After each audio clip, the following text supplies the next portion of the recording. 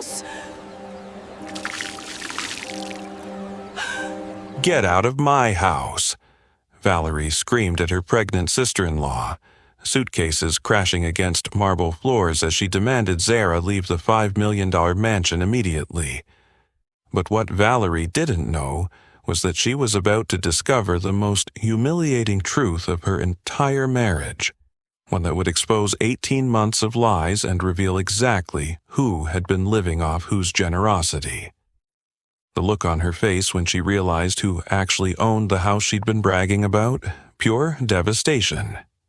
If you're enjoying this story, click subscribe, like this video, and comment what time it is that you're watching this video. Now, let's get back to the story. The champagne bubbles caught the light like tiny diamonds as they rose through the crystal flute, each one a small celebration of deception that Jordan Smith couldn't have recognized, even if he'd tried. It was March 15th, 2018, and the Georgia World Congress Center buzzed with the energy of Atlanta's most ambitious professionals, all gathered for the annual Southeast Marketing Summit.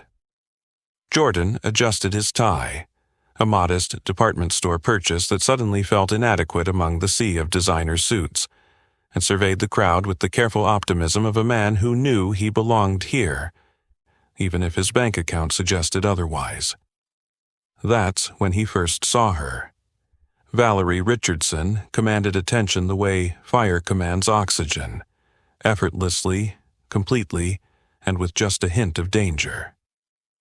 She stood near the champagne fountain, her emerald silk dress hugging curves that seemed designed by some benevolent deity with a sense of humor about mortal men's willpower.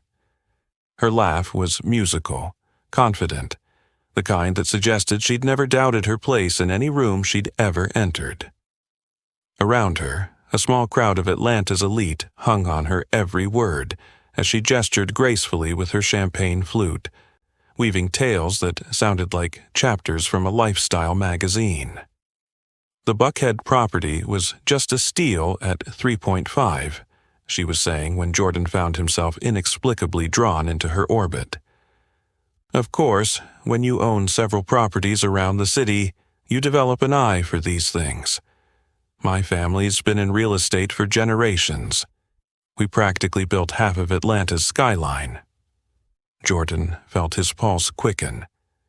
Not just from her beauty, though Lord knew that was intoxicating enough, but from the casual way she threw around numbers that represented more money than he'd ever seen in one place. Here was a woman who lived in the world he'd only dreamed about, who spoke of million-dollar properties the way most people discussed their grocery lists. "Jordan Smith," he said, extending his hand when she finished her story, and the crowd had dispersed slightly. "I couldn't help but overhear. Real estate development sounds fascinating." Her smile was dazzling, practiced, perfect. "Valerie Richardson, and it is fascinating, though I suppose it's in my blood. When your great-grandfather helped design some of the first skyscrapers in downtown Atlanta, real estate becomes less of a career choice and more of a family legacy." The lie rolled off her tongue so smoothly that Jordan didn't just believe it. He was enchanted by it. Here was a woman with history, with roots, with the kind of generational wealth that spoke to permanence and stability. Everything his own modest upbringing had lacked. They talked for 2 hours that felt like 20 minutes. Jordan found himself sharing stories about his work as a marketing executive for a mid-tier advertising firm, his dreams of one day running his own company, his close relationship with his younger sister Zara, who had just graduated from Spelman College with dreams of changing the world. Valerie listened with the kind of focused attention that made him feel like the most interesting man in the room, nodding at all the right moments, asking questions that showed she was genuinely engaged. "Your sister sounds remarkable," she said when he mentioned Zara's plans to work in community development. "Though I have to admit, I've always been more practically minded. Changing the world is admirable, But someone has to make sure the lights stay on, if you know what I mean." Jordan laughed, charmed by what he interpreted as pragmatic wisdom rather than the first red flag in what would become a parade of them. By the time they parted ways that evening, Jordan had her number and a date scheduled for the following Saturday. As he drove home to his modest apartment in Virginia Highland, he couldn't shake the feeling that his life had just taken a dramatic turn toward something bigger, something better. The courtship that followed was a whirlwind of experiences that Jordan had only seen in movies. Valerie seemed to know everyone who mattered in Atlanta. Restaurant owners who personally escorted them to the best tables, gallery owners who gave them private tours after closing, socialites who invited them to exclusive parties in mansions that made Jordan feel like he was living someone else's life. She was generous with these experiences, but in a way that always reminded Jordan of the gap between their worlds. "I know the owner," she'd say casually when they were seated immediately at restaurants with month-long waiting lists. "He owes my family a favor from way back." Or, "The artist is a personal friend. We commissioned a piece for one of our properties last year." Jordan found himself simultaneously grateful and slightly diminished by these experiences. He wanted to contribute, to reciprocate, but what could he offer someone who seemed to have everything? His attempts at planning dates, a picnic in Piedmont Park, tickets to a Hawks game, dinner at his favorite neighborhood restaurant, seemed quaint by comparison, though Valerie always graciously participated with the kind of amused tolerance one might show for a child's tea party. It was during their third month of dating, in June 2018, that Valerie first mentioned the Buckhead mansion. They had just finished dinner at Canoe, another restaurant where she apparently knew the chef personally, when she suggested they take a drive through some of Atlanta's most exclusive neighborhoods. "I want to show you something," she said with a mysterious smile that made Jordan's heart race with possibility. The drive through Buckhead was like touring a museum of architectural ambition. Massive estates hid behind iron gates and manicured hedges, each one a testament to the kind of wealth that most people could only imagine. Jordan had driven through these neighborhoods before, but always as an outsider looking in, never with someone who belonged to this world. When Valerie directed him to turn onto Habersham Road, Jordan's breath caught. The street was lined with mansions that looked like they'd been transplanted from European fairy tales. All soaring columns, elaborate stonework, and grounds that could have hosted small armies. "Pull over here," Valerie said softly, pointing to a particular estate that stood out even among its impressive neighbors. The mansion was breathtaking. A pristine white colonial with towering columns that reached toward a perfectly proportioned triangular pediment. It sat on what had to be at least 2 acres of immaculately maintained grounds. Pink and white azaleas created borders of color around the circular driveway, while ancient oak trees provided a canopy that made the entire property feel like a secret garden. The house itself was enormous. Jordan guessed at least 8,000 square feet, with dormer windows that suggested a fully finished third floor and wings that seemed to stretch in every direction. "It's incredible," Jordan breathed, feeling slightly overwhelmed by the scale of wealth on display. Valerie was quiet for a moment, then turned to him with an expression that seemed almost vulnerable. "It's one of ours," she said softly. "My family's, I mean. We don't use it much anymore. It's really too big for practical purposes, but I've always loved it." Jordan stared at the mansion, then at Valerie, trying to process what she'd just told him. This woman he'd been dating for 3 months owned this palace. The casual way she'd mentioned several properties suddenly took on new meaning. This wasn't just wealth. This was generational, institutional money. "Valerie," he said slowly, "exactly how wealthy is your family?" She laughed. but there was something in her eyes that he couldn't quite read. Wealthy enough that I don't have to think about money, but not so wealthy that I don't appreciate its value. Does that make sense? It didn't entirely, but Jordan was too dazzled by the implications to ask for clarification. Here was a woman who owned mansions as casually as he owned T-shirts, who could offer him entry into a world he'd never dreamed of accessing. That night, lying in his modest apartment with its thin walls and questionable plumbing, Jordan stared at the ceiling and tried to imagine what it would be like to live in a place like that mansion. Not just visit, but belong. To wake up in a master bedroom that was probably larger than his entire current living space. To host dinner parties in rooms designed for entertaining. To build a life surrounded by beauty and comfort and the kind of security that only real wealth could provide. For the first time in his life, Jordan Smith allowed himself to dream beyond his means. And like most dreams that are too good to be true, this one would eventually demand a reckoning that he couldn't possibly have foreseen. 3 months later, in September 2018, Valerie accepted his proposal.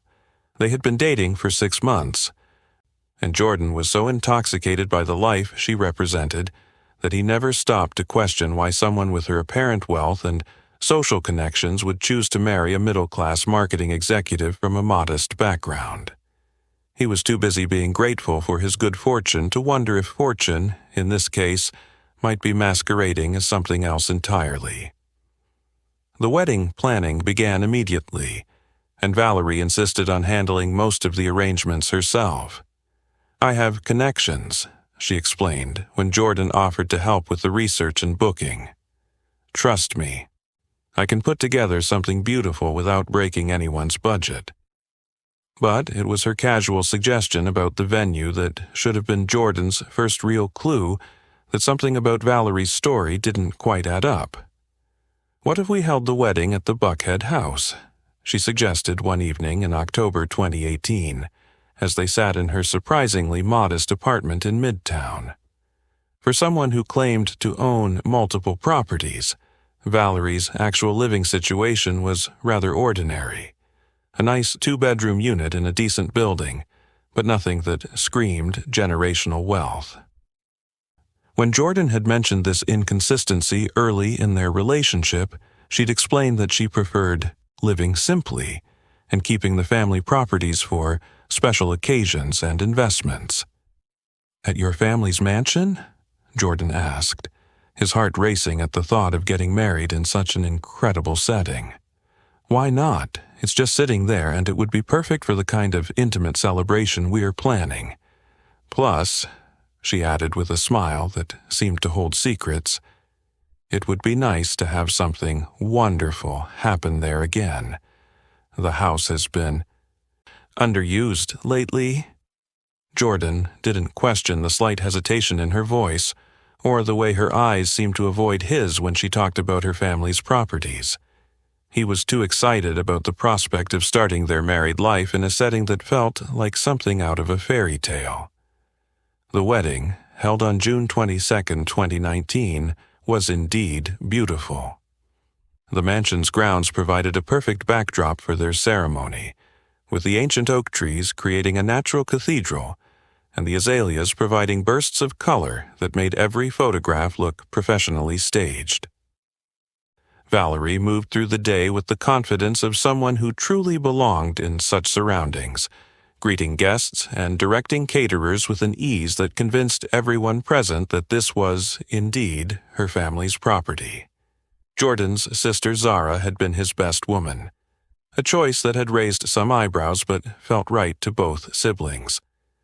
Zara looked radiant in her bridesmaid dress, her natural beauty enhanced by the joy she felt for her brother's happiness.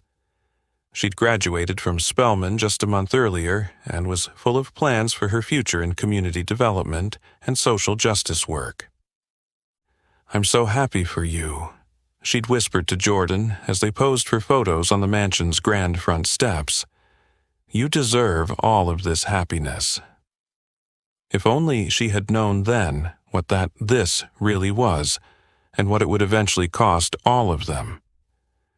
As the last guests departed and Jordan and Valerie stood alone in the mansion's grand foyer, surrounded by the detritus of their perfect wedding day, Jordan felt a sense of completion that he'd never experienced before. This was it. He'd found his person, his place, his future. The modest marketing executive from Virginia Highland had somehow managed to marry into one of Atlanta's elite families, and tomorrow they would begin building a life that seemed almost too good to be true. Which, as it turned out, was exactly what it was. The morning after their wedding, Jordan woke up in what he believed was his new home, sunlight streaming through windows that cost more than his annual salary. The master bedroom of the Buckhead mansion was everything he had dreamed it would be. Expansive, elegant, with crown molding that probably required a team of craftsmen to install, and hardwood floors that gleamed like mirrors. Valerie was already awake, sitting at the antique vanity that she claimed had belonged to her great-grandmother, brushing her hair with the kind of languid grace that suggested she'd been born to such luxury. "Good morning, husband," she said with a smile that made Jordan's heart skip. The word sounded foreign on her lips, like she was trying it on for size, but the novelty of it thrilled him. "Good morning, wife," he replied, testing out his own new vocabulary. "So this is really our life now, living in this incredible place?" Valerie's reflection in the mirror showed a moment of something. Hesitation? Calculation? Before her smile returned full force. "Of course, darling, though we'll need to be mindful of the upkeep costs. These old houses can be money pits if you're not careful." It was a strange comment from someone who supposedly came from generational wealth, but Jordan was too intoxicated by his new surroundings to dwell on inconsistencies. Over the next few weeks, as they settled into married life, he began to notice other small oddities that didn't quite align with Valerie's claims about her family's real estate empire. For instance, there were no family photos anywhere in the mansion. When Jordan asked about this, Valerie explained that her family preferred to keep their personal artifacts in storage for security reasons. The explanation sounded reasonable enough, but something about the way she delivered it made Jordan feel like he was being fed a carefully rehearsed line. Then there was the matter of the household staff, or rather the complete lack thereof. Jordan had assumed that a property of this caliber would come with at least some domestic help, but Valerie insisted they handle everything themselves. "I believe in living simply," she said when he brought it up. "Just because we can afford help doesn't mean we should become dependent on it." Again, her reasoning sounded noble, but the practical reality was that maintaining an 8,000-square-foot mansion was exhausting work for two people with full-time careers. Jordan found himself spending his weekends mowing acres of lawn, and his evenings cleaning rooms they didn't even use, while Valerie seemed to have an endless supply of social commitments that kept her away from the more mundane aspects of home ownership. The financial arrangements of their marriage were another source of growing confusion. Despite her claims of wealth, Valerie seemed remarkably interested in Jordan's salary and extremely reluctant to discuss her own financial situation in any detail. When they opened their joint checking account in August 2019, she contributed exactly $5,000, a respectable amount for most people, but puzzling from someone who supposedly owned multiple properties worth millions. "I prefer to keep most of my assets in trusts and investment accounts," she explained, when Jordan gently questioned the modest contribution. "It's more tax efficient that way. Don't worry about money, darling. We'll never want for anything." But Jordan was beginning to notice that their lifestyle didn't match the extravagance he'd expected from someone of Valerie's supposed means. They ate out frequently, but always at restaurants where she claimed to know the owner and could secure free meals or significant discounts. Their social life revolved around events and parties where admission was free or sponsored. Even their honeymoon had been suspiciously budget-conscious, a long weekend in Savannah rather than the European vacation Jordan had half expected. It wasn't that Jordan was complaining exactly. Even this scaled-back version of wealth was more than he'd ever experienced. But the inconsistencies were starting to pile up like small stones, each one insignificant by itself, but collectively forming a weight that pressed against his contentment. The first major crack in the facade appeared in November 2019, just 5 months after their wedding. Jordan had been dealing with some paperwork related to updating his insurance policies to reflect his new living situation when his agent asked for documentation proving his ownership or legal residence at the Buckhead mansion. "It's just a formality," the agent assured him over the phone. "But the insurance company needs some kind of proof that you have a legitimate claim to residence at a property of this value. A deed, a lease agreement, something official." Jordan had assumed this would be simple. Surely Valerie had all the necessary paperwork somewhere in the mansion's home office. But when he asked her about it that evening, her reaction was strangely evasive. "Insurance paperwork is so tedious," she said, waving her hand dismissively. "I'll dig up the documents you need, but it might take a few days. Everything's in storage boxes from when we consolidated the family's various property holdings. A few days turned into a week, then 2 weeks, then a month." Every time Jordan brought up the insurance documentation, Valerie had a new excuse. The storage facility was reorganizing. The lawyer handling the family trust was traveling. The paperwork was more complicated than she'd initially thought. Eventually, Jordan had to provide a different address for his insurance policies, using Valerie's old Midtown apartment, which she claimed to be keeping for sentimental reasons. But it was during the 2019 holiday season that Jordan got his first real glimpse of the magnitude of Valerie's deception, though he wouldn't recognize it as such for years to come. They were hosting Thanksgiving dinner at the mansion on November 28, 2019, and Jordan was beside himself with excitement. This was his chance to show off his new life to his family and friends, to prove that the modest kid from Virginia Highland had somehow managed to land among Atlanta's elite. He'd invited his parents, his sister Zara, a few close friends from work, and even his old college roommate who was visiting from Chicago. Zara arrived early to help with preparations, and Jordan could see her taking in the mansion's grandeur with the same awe he'd felt when he first saw it. She was gracious about the obvious disparity between her brother's new lifestyle and her own modest circumstances as a recent college graduate, but Jordan could see the questions in her eyes.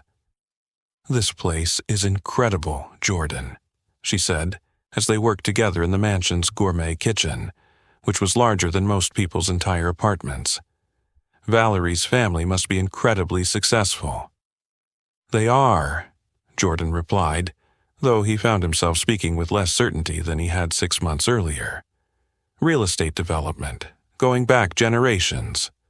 Zara nodded, but something in her expression suggested she was processing more than she was saying.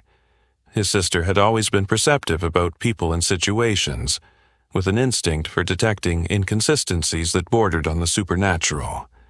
It was one of the qualities that made her so effective in her community work. She could sense when something didn't add up, when the official story didn't match the underlying reality. The dinner itself went beautifully, with everyone properly impressed by the setting and Valerie playing the gracious hostess to perfection. She regaled the guests with carefully crafted stories about the mansion's history, her family's role in Atlanta's development, and her own plans for expanding their real estate portfolio. Jordan watched his parents' faces light up with pride as they realized their son had married into such an accomplished family. But it was after most of the guests had left, when only Zara remained to help with cleanup, that the first serious crack appeared in Valerie's performance. Jordan was in the kitchen loading the dishwasher when he heard raised voices from the dining room. He couldn't make out the words, but the tone was unmistakably confrontational. By the time he made it to the dining room, both women were standing with their arms crossed, facing each other like generals preparing for battle. "Is everything okay?" Jordan asked, looking between his wife and his sister. "Everything's fine," Valerie said quickly, her smile not quite reaching her eyes. Zara was just asking some very detailed questions about the house's history. Zara's expression was carefully neutral, but Jordan knew his sister well enough to recognize the signs of her diplomatic mode, the face she wore when she was trying not to start a fight she couldn't finish. "I was just curious about some of the architectural details," she said smoothly. "I've always been interested in historic properties." "Of course you have," Valerie replied, and there was something in her tone that made Jordan's stomach tighten. "Though I hope you understand that some family information is private. Not everything is suitable for public discussion." The tension in the room was thick enough to cut with a knife, and Jordan found himself in the uncomfortable position of mediating between the two most important women in his life.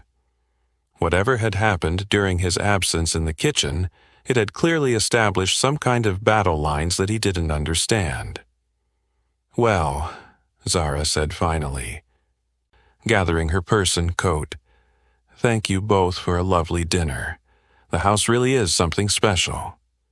She hugged Jordan goodbye, and he could feel the tension in her shoulders. "Call me this week," she whispered in his ear. "We should catch up soon." After Zara left, Jordan tried to get Valerie to explain what had happened, but she was masterfully evasive. "Your sister is very inquisitive," she said. "I suppose that's a good quality for someone in her line of work, but it can be a bit overwhelming at social gatherings." Jordan wanted to defend Zara, but he was also conscious of not wanting to start their marriage with family drama. So he let the matter drop, filing it away as one more small inconsistency in a growing collection of things that didn't quite make sense. December 2019 brought more questions, though Jordan was still too enamored with his new life to ask them directly. Valerie's behavior around the holidays was oddly secretive. She claimed to be visiting family for Christmas, but was vague about where exactly she was going and insisted that Jordan wasn't ready to meet her extended family yet. "They can be a bit intense," she explained. "I want to ease you into the full Richardson family experience gradually." So Jordan spent Christmas with his own family, fielding endless questions about his glamorous new wife and their incredible home. His parents were thrilled by his apparent success, and Jordan found himself embellishing details about Valerie's background and their future plans. Each embellishment felt like a small betrayal of his own instincts, but the alternative, admitting that he didn't really know much about his wife's true circumstances, was too uncomfortable to consider. It was during this holiday visit that Zara pulled him aside for a private conversation that would haunt him for years to come. They were sitting on their parents' back porch on December 26, 2019, drinking coffee and watching the sunrise, when Zara finally said what had been on her mind since Thanksgiving. "Jordan," she said carefully, "I need to ask you something, and I want you to promise you won't get defensive." Jordan's stomach clenched. "Okay. How much do you actually know about Valerie's family and their money?" The question hung in the air between them like smoke. Jordan wanted to respond with confidence, to list all the evidence of Valerie's wealth and social connections, but when he tried to organize his thoughts, he realized how thin the evidence actually was. Stories about family properties, claims about business connections, casual references to generational wealth, but no concrete proof, no documentation, no direct experience with any of it. "I know enough," he said finally, hearing the defensiveness in his own voice despite his promise. Zara studied his face with the kind of penetrating gaze that had made her an effective negotiator in her community work. "Jordan, I've been doing research on affordable housing and property development in Atlanta for months now. I know the major players, the established families, the companies that actually own significant real estate in this city. And I've never heard of any Richardsons involved in real estate development." Jordan felt his chest tighten. "Maybe they operate under different company names, or maybe they're more behind the scenes than you realize. Maybe," Zara said, though her tone suggested she didn't believe it. "But there's something else. That house you're living in, I looked up the property records." The coffee mug slipped from Jordan's fingers, shattering on the porch floor and sending hot liquid splashing across their feet. "You did what?" "It's public information, Jordan. Property ownership records are available to anyone who wants to look them up. And that mansion in Buckhead, it's not owned by any Richardson family trust or company." Jordan felt the world tilt beneath him. Then who owns it? Zara's expression was gentle but serious. "I don't know. The records show it was purchased in December 2019, but the ownership is listed under an LLC with a name I don't recognize. What I do know is that it wasn't purchased by anyone named Richardson, and it definitely wasn't owned by Valerie's family for generations." The implications of what Zara was saying crashed over Jordan like a wave. If the mansion wasn't Valerie's family property, then where were they actually living? How were they able to stay there, and what else about Valerie's background might be fabricated? "Jordan," Zara said softly, reaching out to touch his hand, "I'm not trying to ruin your happiness, but I'm worried that you might not have the whole story about the woman you married. And if there are secrets this big, there might be others." Jordan sat in stunned silence, staring out at his parents' modest backyard and trying to reconcile what he thought he knew about his life with what his sister had just revealed. The beautiful mansion, the glamorous lifestyle, the sense of having transcended his modest origins. It was all built on foundations that were apparently made of sand. But even as the evidence mounted against Valerie's story, Jordan found himself reluctant to confront the truth. The alternative, that he had been deceived by the woman he loved, that his dream life was built on lies, was too painful to accept. Instead, he chose to believe that there must be some explanation, some detail that Zara had missed in her research. "Maybe the property is held in trust under a different name," he said finally. "Maybe there are legal reasons for the ownership to be structured that way." Zara didn't argue, but her expression made it clear that she thought Jordan was grasping at straws. "Maybe," she said, "but promise me something. Promise me that you'll be careful and that you'll pay attention to any other inconsistencies. If I'm wrong about this, I'll happily admit it. But if I'm right—" She didn't finish the sentence, but Jordan heard the unspoken words anyway.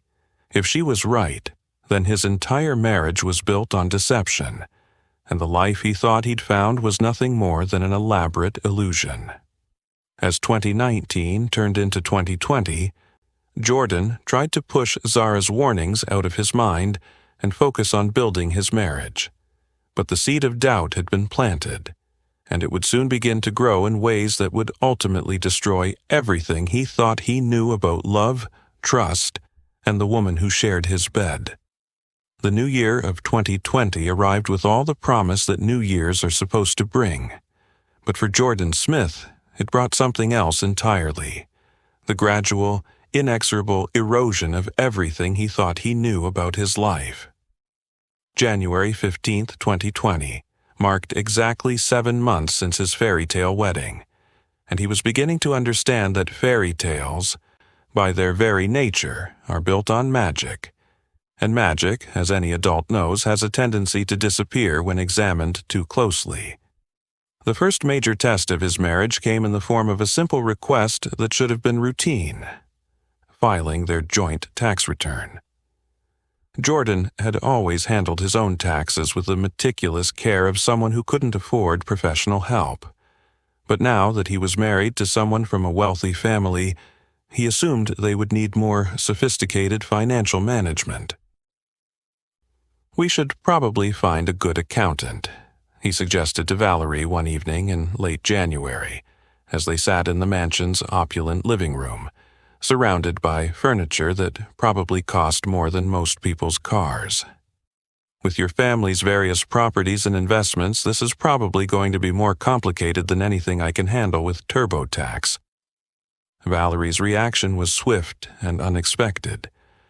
"Oh, that's not necessary," she said, her voice carrying a note of panic that she quickly tried to disguise as casual dismissal. "I prefer to keep our finances simple. We can just file separately this year. It's often more advantageous anyway." Jordan frowned.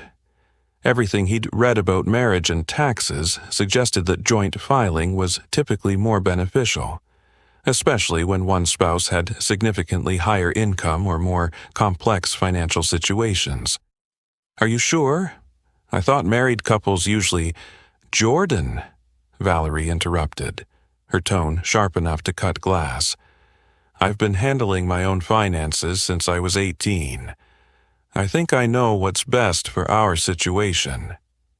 It was the first time she'd ever spoken to him with such condescension, and the sting of it made Jordan realize just how carefully she'd been managing her tone throughout their relationship. This glimpse of impatience, of superiority, felt like seeing behind a mask he hadn't even realized she was wearing. But Jordan was still too invested in the dream of his new life to push back effectively. "Of course," he said, though the words felt like swallowing glass. "You know better than I do about these things." The separate tax filings became another small inconsistency in a growing collection, filed away in the part of Jordan's mind where he stored all the things about Valerie that didn't quite add up. By February 2020, that mental file was getting uncomfortably thick. Meanwhile, Zara had been busy building something remarkable. On January 8, 2020, exactly 2 weeks into the new year, she officially launched her nonprofit organization, Atlanta Community Housing Solutions. The modest office space in the old Fourth Ward wasn't much to look at. A converted storefront with second-hand furniture and a coffee maker that had seen better days. But Zara's vision for what the organization could accomplish was breathtaking in its scope and ambition. Jordan attended the launch event, bringing Valerie despite her obvious reluctance to spend an evening in what she dismissively called activist circles. The contrast between the two environments couldn't have been starker. Where the Buckhead mansion represented luxury and exclusivity, Zara's nonprofit embodied purpose and community. The launch party was held in a church basement, with folding chairs and potluck food, but the energy in the room was electric with possibility. Zara stood at the front of the room in a simple black dress that probably cost less than one of Valerie's shoes. But she commanded attention with the kind of authentic charisma that can't be bought or faked. Her presentation about affordable housing solutions was passionate, well-researched, and deeply moving. She talked about families displaced by gentrification, about children growing up in overcrowded conditions, about the basic human dignity that comes from having a safe, stable place to call home. "Housing isn't just about 4 walls and a roof," Zara said, her voice carrying clearly through the packed room. "It's about community, about opportunity, about giving families the foundation they need to build better lives. And right here in Atlanta, we have the resources and the expertise to make a real difference." Jordan felt a surge of pride watching his sister command the room. This was what real success looked like. Not the hollow glamour of unearned wealth, but the satisfaction of building something meaningful from the ground up. He glanced at Valerie to see if she was similarly impressed, but his wife's expression was carefully neutral, the kind of polite attention one might give to a child's school play. After the presentation, as they mingled with the crowd of community leaders, social workers, and activists, Jordan overheard a conversation that would stick with him for months to come. "That young woman is going to change this city," said an elderly black woman who had introduced herself as Mrs. Washington, a longtime community organizer. "She's got the vision, the education, and the heart for this work. And unlike some of these nonprofit types who just want to feel good about themselves, she understands that real change requires real commitment. She's my sister," Jordan said proudly. Mrs. Washington's face lit up. "Then you should be proud. That girl is going places." As they walked to their car after the event, Jordan tried to share his excitement with Valerie. "Wasn't that incredible? Zara's presentation was just very inspiring," Valerie said in a tone that managed to make inspiration sound like a communicable disease. "Though I have to wonder about the practical sustainability of these kinds of ventures.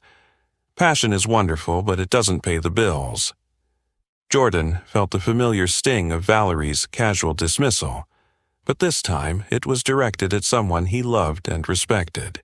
"She's got funding," he said defensively. "Grants from foundations, support from the city." "Government grants are notoriously unreliable," Valerie replied, settling into the passenger seat of Jordan's modest Honda Civic. Another jarring reminder that, for all her claims of wealth, she didn't seem to own a car worth more than his teacher's salary could afford. "And foundation money comes with strings attached. I just hope she has realistic expectations about what she can actually accomplish." The drive home was quiet, but Jordan's mind was racing. Something about Valerie's criticism of Zara felt personal, almost vindictive. It wasn't the practical concern of someone offering constructive feedback. It was the sharp edge of someone who felt threatened by another person's genuine accomplishments. March 2020 brought the COVID-19 pandemic, and with it, a series of revelations that would fundamentally alter Jordan's understanding of his marriage. The lockdown orders that began on March 16, 2020, meant that Jordan and Valerie were suddenly spending virtually all their time together in the mansion, and the enforced proximity made it increasingly difficult for Valerie to maintain her carefully constructed facade. The first crack appeared during a video conference call that Jordan accidentally overheard. He had been working from the home office on March 25, 2020, when Valerie took a call in the adjacent sitting room. Apparently unaware that the mansion's acoustics carried sound more clearly than she realized. "I don't care what the lease agreement says," he heard her say, her voice tight with stress. "The situation has changed dramatically, and I need more time to figure out the payment schedule." Jordan's blood went cold. Lease agreement? What lease agreement? If Valerie's family owned the mansion, why would there be any lease involved? He strained to hear more, but Valerie had apparently moved to a different part of the house. When she returned an hour later, her expression was carefully neutral, but Jordan could see the tension in her shoulders. The way her smile didn't quite reach her eyes. "Everything okay?" he asked casually. "Of course," she replied, but her voice was pitched slightly higher than normal. "Just some boring family business, nothing you need to worry about." But Jordan was beginning to worry about everything. The inconsistencies that he had been filing away in his mental "things that don't quite add up" folder were starting to form a pattern, and the pattern was deeply troubling. April 2020 brought another revelation, this one even more disturbing than the last. Jordan had been trying to set up automatic bill payments for their household expenses when he realized that he didn't have access to any of the accounts associated with the mansion's utilities, property taxes, or maintenance costs. "I need the account information for the electric bill," he told Valerie on April 12, 2020, as they sat at the kitchen island eating breakfast. "And the property tax account, and the homeowner's insurance. I want to make sure everything is set up for automatic payment so we don't accidentally miss anything during all this chaos. Valerie's fork clattered against her plate. That's not necessary. All of those accounts are handled through the family's financial management company. It's all taken care of. I'd still like to have the information, Jordan persisted. As your husband, I should probably understand how our household finances work. Jordan, Valerie said, and there was steel in her voice. Some things are better left to the experts. The Richardson family has been managing complex financial arrangements for generations. Trust me when I say that your involvement would only complicate matters. It was a masterful deflection, wrapping condescension in the language of family tradition and expertise. But for the first time in their marriage, Jordan refused to be deflected. I'm not trying to take over anything, he said firmly. I just want to understand the basic structure of our living situation. If something happened to you, I'd need to know how to keep the lights on. The silence that followed was heavy with tension. Valerie stared at her husband with an expression that Jordan had never seen before, calculating, almost predatory. Nothing's going to happen to me, she said finally, and even if it did, everything would be handled by the family lawyers. You don't need to worry about any of that. But Jordan was worrying. More than he'd ever worried about anything in his life. The woman he'd married was becoming increasingly secretive about the most basic aspects of their shared life, and her explanations were becoming more elaborate and less believable with each passing day.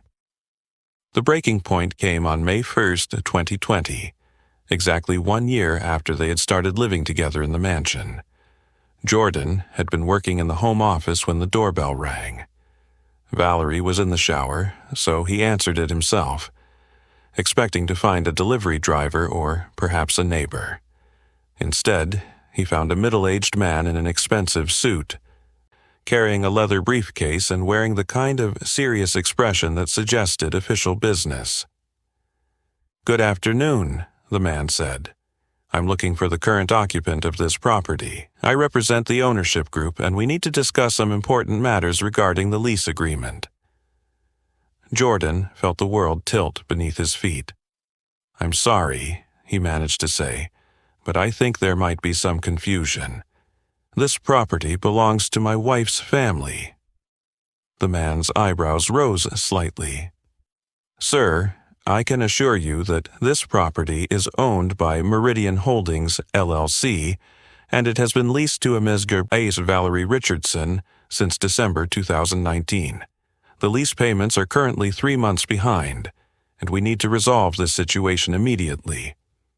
The words hit Jordan like physical blows. Leased. 3 months behind. Everything Valerie had told him about her family's ownership was a lie. I think there might be some mistake," Jordan stammered.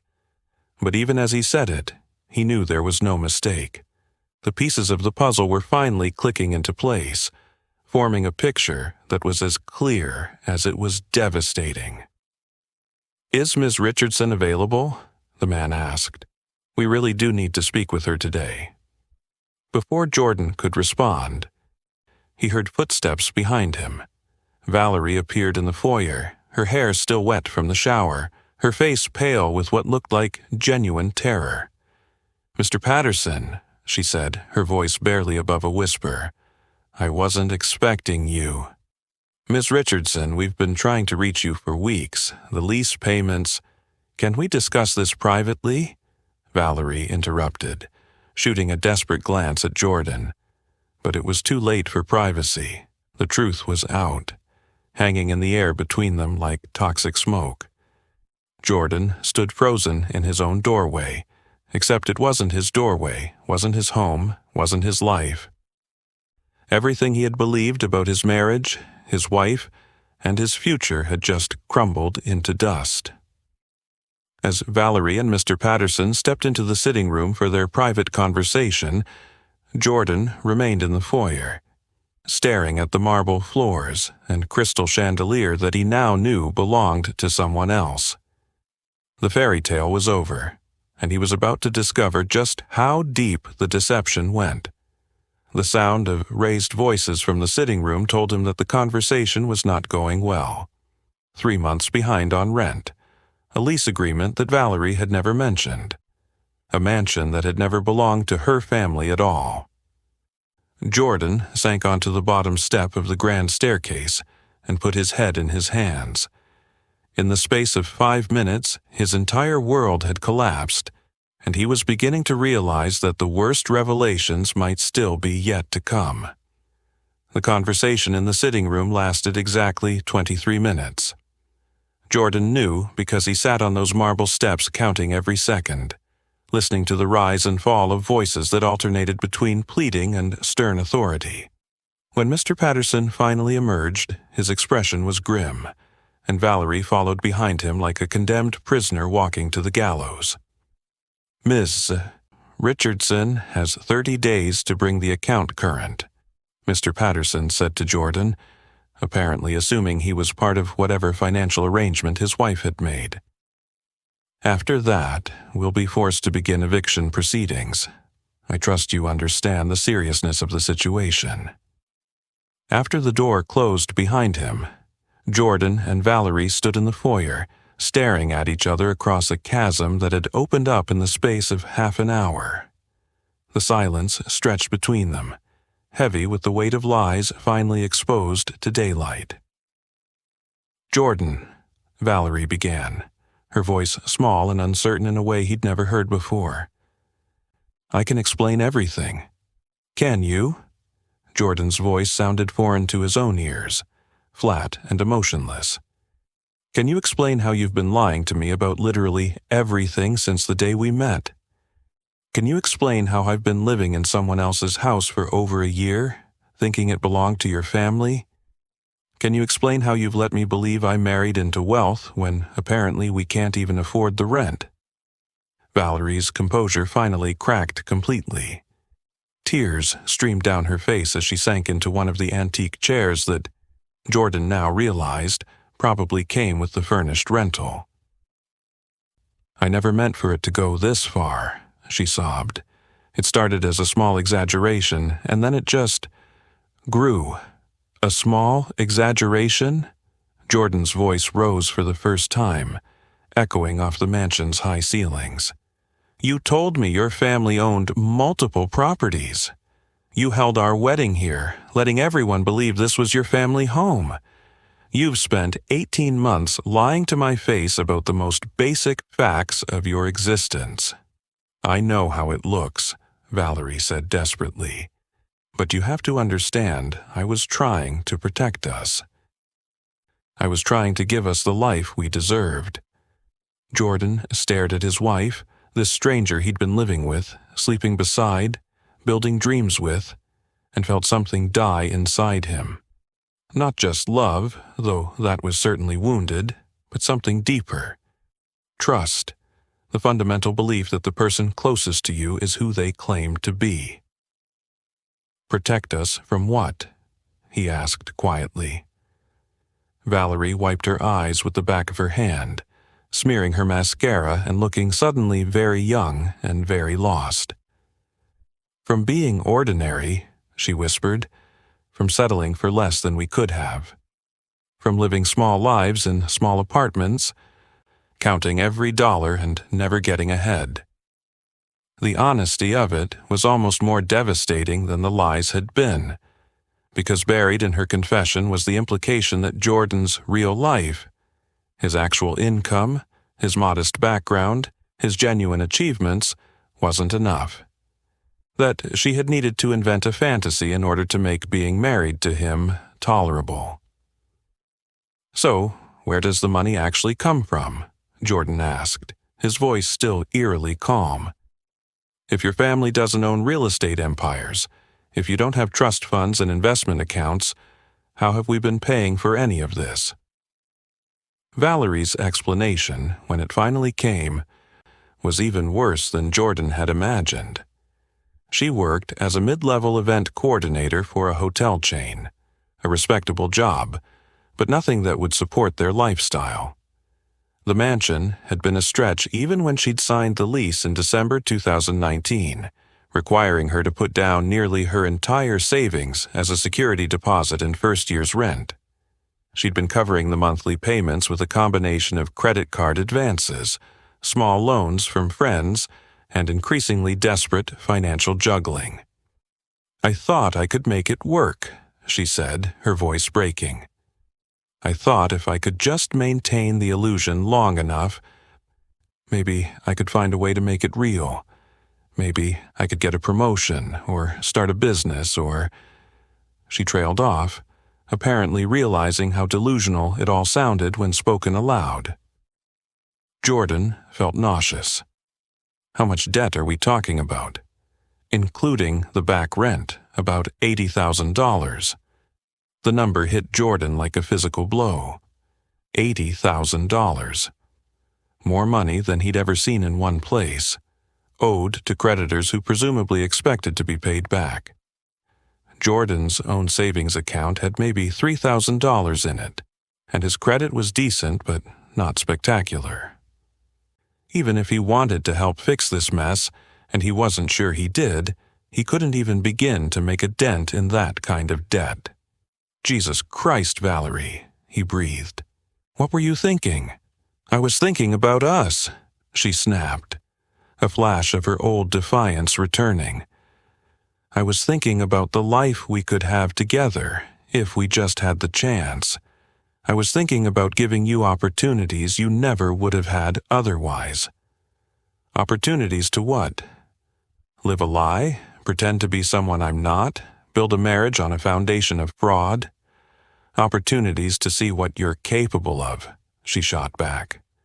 Before you met me, you were just settling, working your little marketing job, living in your little apartment, dreaming your little dreams. I gave you a chance to think bigger. The condescension in her voice was breathtaking, but what was worse was the kernel of manipulation buried within it. She was trying to reframe her deception as a gift to him, her lies as a favor she'd done for his limited imagination. "And what happens now?" Jordan asked. "When we get evicted from this place? When the credit card companies start calling? When your house of cards finally collapses completely?" Valerie's face crumpled again. "I don't know," she admitted. "I've been trying to figure that out for months."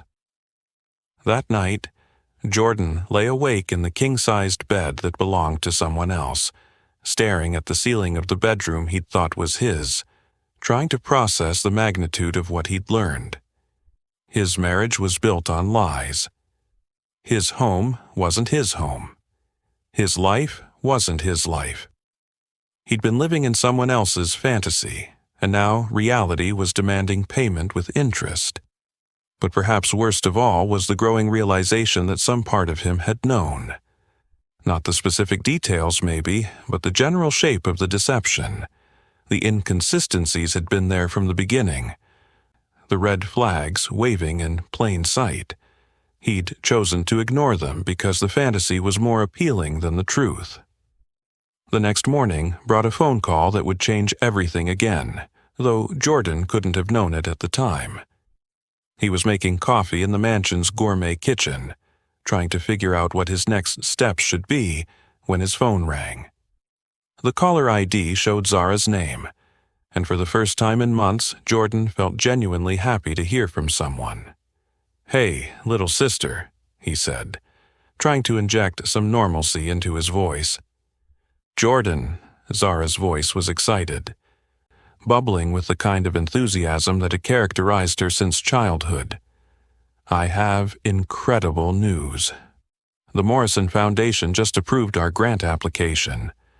$300,000 over 2 years to expand our affordable housing program." Despite everything that had happened in the past 24 hours, Jordan felt a surge of genuine pride for his sister. "Zara, that's amazing. Congratulations." "There's more," she continued. The grant comes with the option to purchase and renovate properties directly, rather than just providing rental assistance. We could actually start developing long-term housing solutions, building equity for families instead of just paying landlords. As Zara talked about her plans, Jordan found himself thinking about the contrast between his sister's genuine achievements and his wife's elaborate pretense. Zara was actually changing lives, actually building something real and lasting. Meanwhile, Jordan had been living in a fantasy funded by debt and sustained by lies. "I'm so proud of you," he said, and meant it completely. "Thanks," Zara replied, and then her tone shifted slightly. "Jordan, can I ask you something?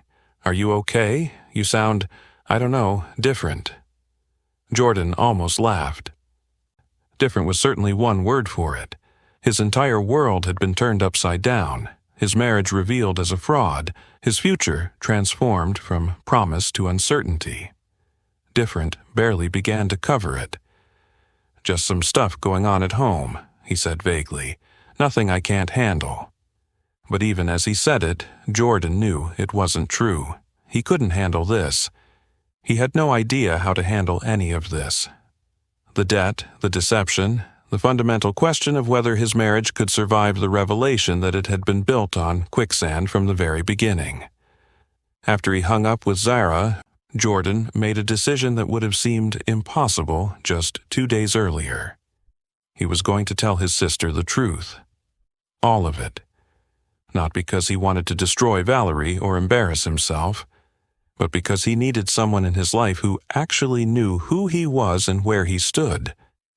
The conversation took place 3 days later, on May 6, 2020, in Piedmont Park. They met at the same spot where they'd played as children, a bench overlooking the lake where their parents had brought them to feed ducks and dream about their futures. The irony wasn't lost on Jordan that he was returning to the simplicity of his childhood just as his adult life was imploding. Zara listened to the entire story without interruption, her expression shifting from surprise to concern to something that looked like barely contained anger. When Jordan finally finished explaining everything, the lies, the debt, the rental agreement, the complete fabrication of Valerie's background, Zara was quiet for a long moment. "I'm sorry," she said finally. "I'm so sorry this happened to you." Jordan had expected judgment, or at least a healthy dose of "I told you so." Instead, he got compassion, which somehow made everything worse. He didn't deserve compassion. He deserved mockery for being gullible enough to believe such an elaborate fiction. "The worst part," he said, staring out at the lake, "is that I think I knew. Not consciously, maybe, but some part of me knew that something wasn't right. And I chose to ignore it because I liked the dream better than the reality." Zara was quiet for another moment, then said something that would stick with Jordan for years to come. "The dream wasn't the problem, Jordan. Dreaming about a better life isn't wrong. The problem was building that dream on someone else's foundation instead of your own." As they sat together in the fading afternoon light, Jordan realized that he was facing a choice that would define the rest of his life. He could try to save his marriage, find a way to forgive Valerie's deception, and work together to dig out of the financial hole she'd created. Or he could walk away, start over, build something real from the ground up. The decision should have been obvious, but Jordan was discovering that the human heart doesn't always choose the rational path. Despite everything Valerie had done, despite the magnitude of her betrayal, part of him still loved the woman he'd thought he'd married. The question was whether that woman had ever existed at all, or if she'd been just another part of the elaborate performance. As May turned into June 2020, Jordan would discover that the choice wasn't entirely his to make. Events were already in motion that would force his hand in ways he couldn't possibly anticipate, and the revelation about the mansion would prove to be just the beginning of a much larger unraveling. The fairy tale was over. But the real story, the one about who Jordan Smith actually was and what he was capable of when stripped of all illusions, was just beginning. June 2020 arrived like an unwelcome houseguest, bringing with it a heat that seemed to press down on Atlanta like a physical weight.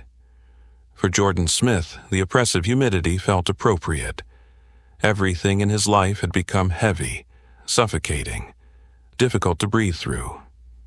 The 30-day deadline that Mr. Patterson had given them was approaching like a freight train, and neither Jordan nor Valerie had any realistic plan for coming up with the money needed to avoid eviction. The dynamic between them had shifted dramatically since the truth came out. Valerie oscillated between tearful apologies and defensive anger, sometimes within the same conversation. She would spend hours explaining how her deception had been motivated by love, by ambition, by a desire to give them both a better life. And then she would lash out when Jordan questioned the logic or morality of her choices. "You benefited from it too," she had said during one particularly heated argument on June 8, 2020, as they sat in the mansion's formal dining room, eating take-out Chinese food, because neither of them had the energy to cook. "You lived in this beautiful house. You got to experience a lifestyle you never could have afforded on your own. Don't act like you were some innocent victim in all of this." Jordan had stared at her across the antique dining table, wondering how she could possibly believe that being lied to was the same as being complicit in the lie. But by that point, he was beginning to understand that Valerie had a remarkable capacity for rewriting history to cast herself in a more favorable light. The stress was taking its toll on both of them. Jordan had lost 15 pounds, his sleep was erratic, and his work performance was suffering as he struggled to concentrate on marketing campaigns while his personal life imploded. Valerie had developed a nervous habit of checking her phone obsessively, presumably monitoring the flood of calls from creditors and increasingly desperate messages from friends she'd borrowed money from. It was during this period of mounting tension that Jordan received a phone call that would fundamentally alter his understanding of the situation. On June 15, 2020, exactly 15 days before their eviction deadline, his phone rang while he was working from the home office, trying to focus on a client presentation that felt utterly meaningless given the circumstances. The caller introduced himself as Marcus Thompson, and his voice carried the kind of professional authority that immediately commanded attention. "Mr. Smith, I apologize for contacting you directly, but I represent the actual owner of the property you're currently occupying, and there are some matters we need to discuss." Jordan's stomach clenched. "I thought Mr. Patterson represented the owner." "Mr. Patterson represents Meridian Holdings, which is the management company that handles the property. I represent the individual who actually owns it. And that individual has some concerns about the current situation that go beyond just the matter of back rent." The meeting was arranged for the following day, June 16, 2020, at a coffee shop in Virginia Highland, neutral territory that was blessedly far from the mansion and its associations with deception and impending disaster. Jordan arrived 15 minutes early, his nerves jangling like alarm bells, and ordered a cup of coffee that he was too anxious to drink. Marcus Thompson turned out to be a tall, dignified black man in his early 40s, with graying temples and the kind of calm confidence that suggested he was accustomed to handling complex situations. He carried a leather briefcase and wore a suit that was expensive without being ostentatious, the uniform of someone who had earned their success rather than inherited it. "Mr. Smith," he said, extending his hand with a firm grip, "thank you for meeting with me. I know this situation must be very difficult for you." There was something in his tone that suggested genuine sympathy rather than the cold professionalism Jordan had expected. It threw him off balance in a way that felt almost therapeutic after weeks of dealing with Valerie's emotional manipulation. "I have to be honest," Jordan said as they settled into a corner booth. "I'm not even sure what my legal standing is in all of this. Until 3 weeks ago, I thought my wife's family owned that house. I had no idea we were renting, let alone that we were behind on payments." Marcus nodded thoughtfully. "That's actually consistent with what we suspected. The lease agreement was signed solely by Ms. Richardson, and all communication has been through her. But given that you're married and living in the property, we wanted to make sure you understood the full scope of the situation." "Which is?" Marcus opened his briefcase and pulled out a thick folder. "Ms. Richardson owes approximately $43,000 in back rent and fees. But that's actually the smaller problem. The larger issue is that we have reason to believe she's been using the property for purposes that violate the lease agreement." Jordan frowned. "What kind of purposes?" "We've had reports of unauthorized events being held at the property, large gatherings, possible commercial activities. The lease specifically prohibits any business use of the residence." "The wedding." Jordan's stomach sank as he realized what Marcus was talking about. Their wedding had been held at the mansion, with over 100 guests, professional catering, a DJ, dancing that lasted until nearly midnight. If the lease prohibited commercial activities, a wedding reception would certainly qualify. "Our wedding," Jordan said quietly. "We held our wedding reception there in June 2019. Marcus's expression softened slightly. "I'm sorry, Mr. Smith, I can see this is all news to you." "It is," Jordan confirmed, feeling the familiar sensation of the ground shifting beneath his feet. What happens now? Are you pressing charges, pursuing damages beyond the back rent?" "That depends on several factors," Marcus said carefully. "The property owner is primarily interested in recovering possession of the house and ensuring it hasn't been damaged. If Ms. Richardson can bring the account current and vacate voluntarily, we're prepared to consider the matter closed." Jordan almost laughed at the impossibility of it. "Mr. Thompson, I don't think you understand. My wife doesn't have $43,000. She doesn't have $4,000. This whole situation exists because she was trying to live beyond her means and got in over her head. What about you, Mr. Smith? Do you have any assets that could be applied to this debt?" The question was asked gently, but it still stung. Jordan thought about his modest savings account, his decent but unremarkable credit score, his Honda Civic with 80,000 miles on it. The entire sum of his material worth wouldn't make a significant dent in what Valerie owed. "No," he said simply. "I'm a marketing coordinator at an advertising firm. I make a decent living, but nothing close to what would be needed to fix this." Marcus nodded, making notes in a legal pad. "In that case, we'll proceed with the eviction process as scheduled. You'll need to be out of the property by June 30th. "Mr. Thompson," Jordan said suddenly, an idea forming in his mind. "Can I ask you something? Who actually owns the house? I understand if you can't tell me for privacy reasons, but—" Marcus hesitated for a moment, then seemed to make a decision. "The owner is someone who has strong connections to Atlanta's community development sector. Someone who purchased the property as an investment, but also as a way of supporting the neighborhood's stability. They're disappointed that it's been used in ways that don't align with those values." Something about the phrasing nagged at Jordan, but before he could pursue the thought, Marcus was closing his briefcase and preparing to leave. "Mr. Smith," he said, standing and extending his hand again, "I want you to know that none of this reflects poorly on you personally. You appear to be an innocent party in a situation created by someone else's poor judgment. I hope you're able to move forward and rebuild from this experience." The kindness in his voice was almost more than Jordan could bear. He shook Marcus's hand and watched him leave, then sat alone in the coffee shop for another hour, staring at his untouched coffee and trying to process what he'd learned.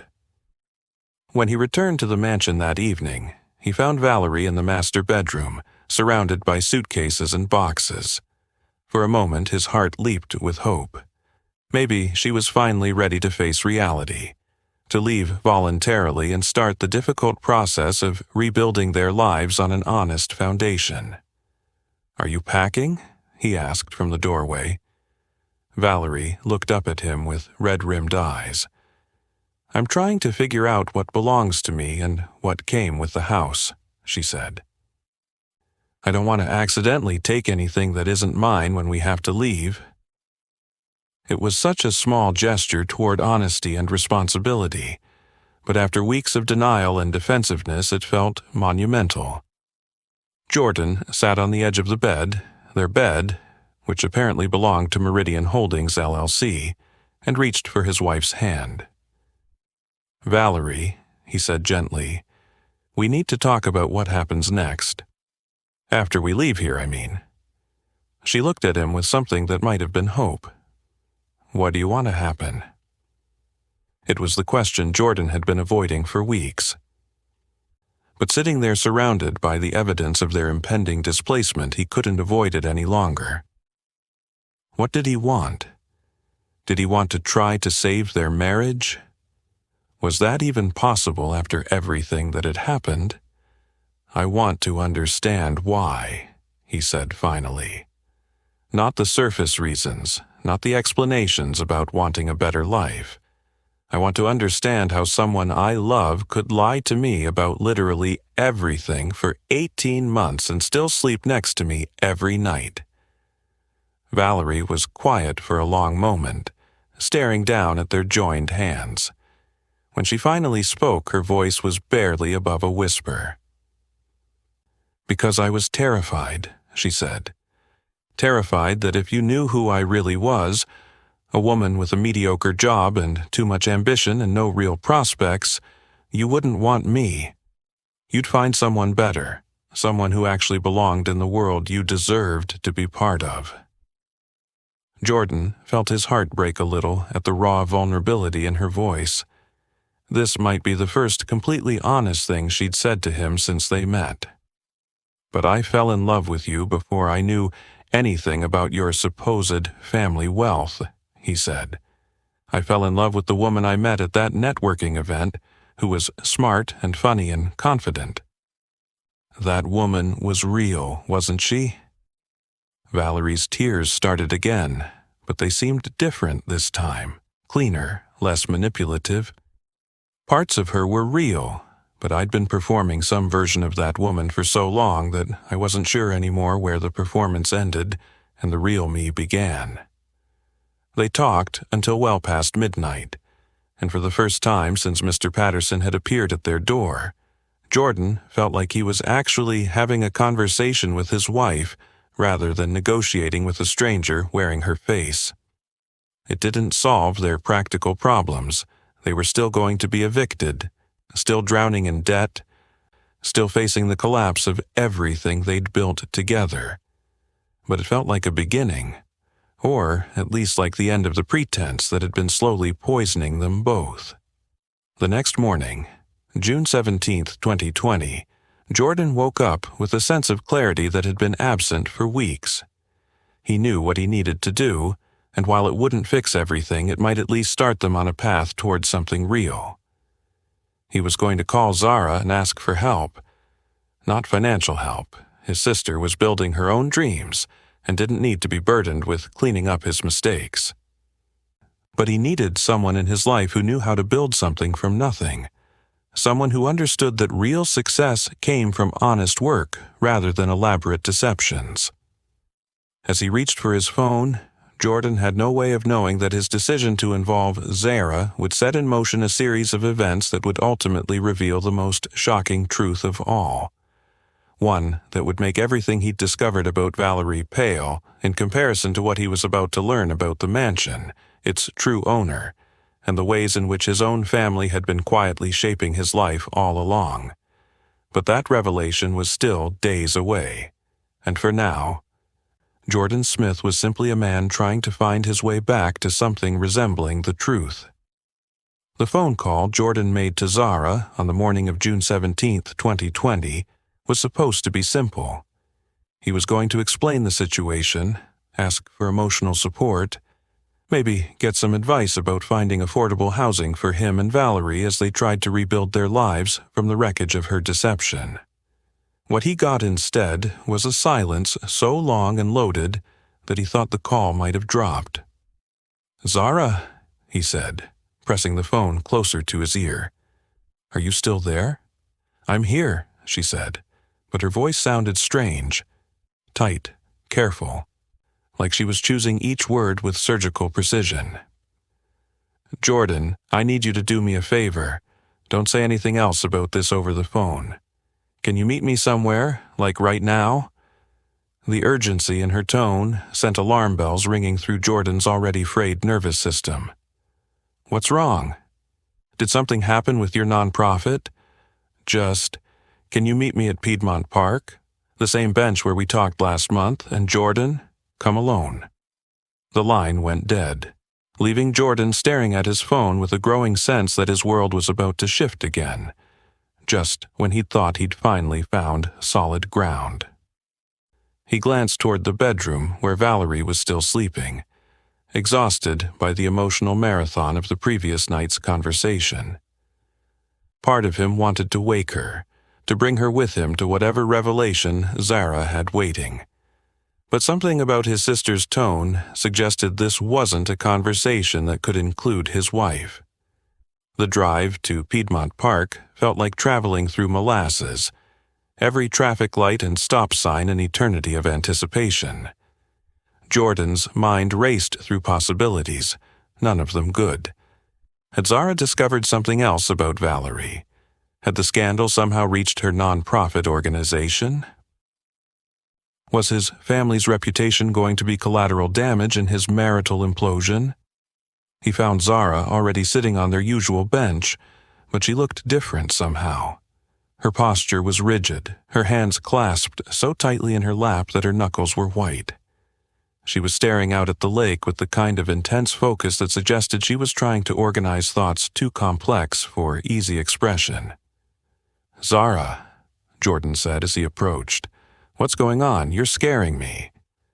She looked up at him with an expression he'd never seen before, guilt, determination, and something that might have been fear, all wrapped together.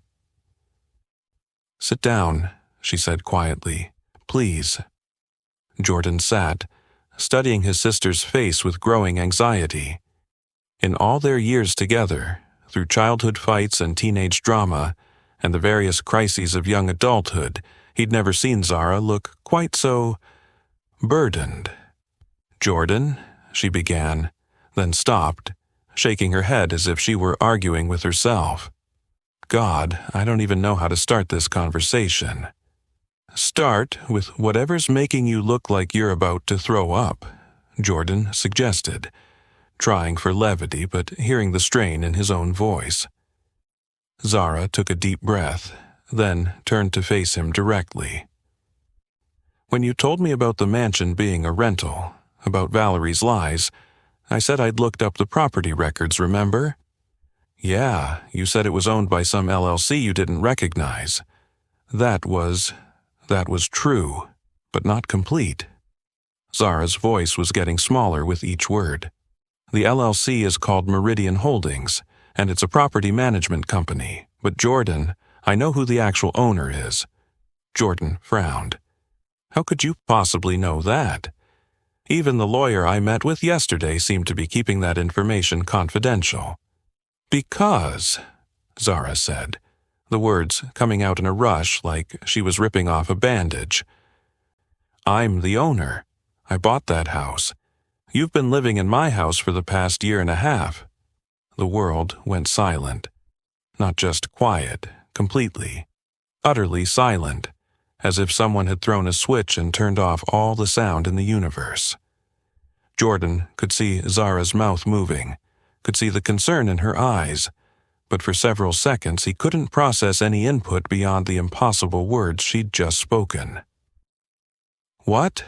he finally managed to say. "I bought the mansion in December 2019, Zara continued, her words tumbling over each other in her haste to get them out. "I'd been looking for investment properties, something I could use for the nonprofit eventually, but also something that could generate rental income in the meantime.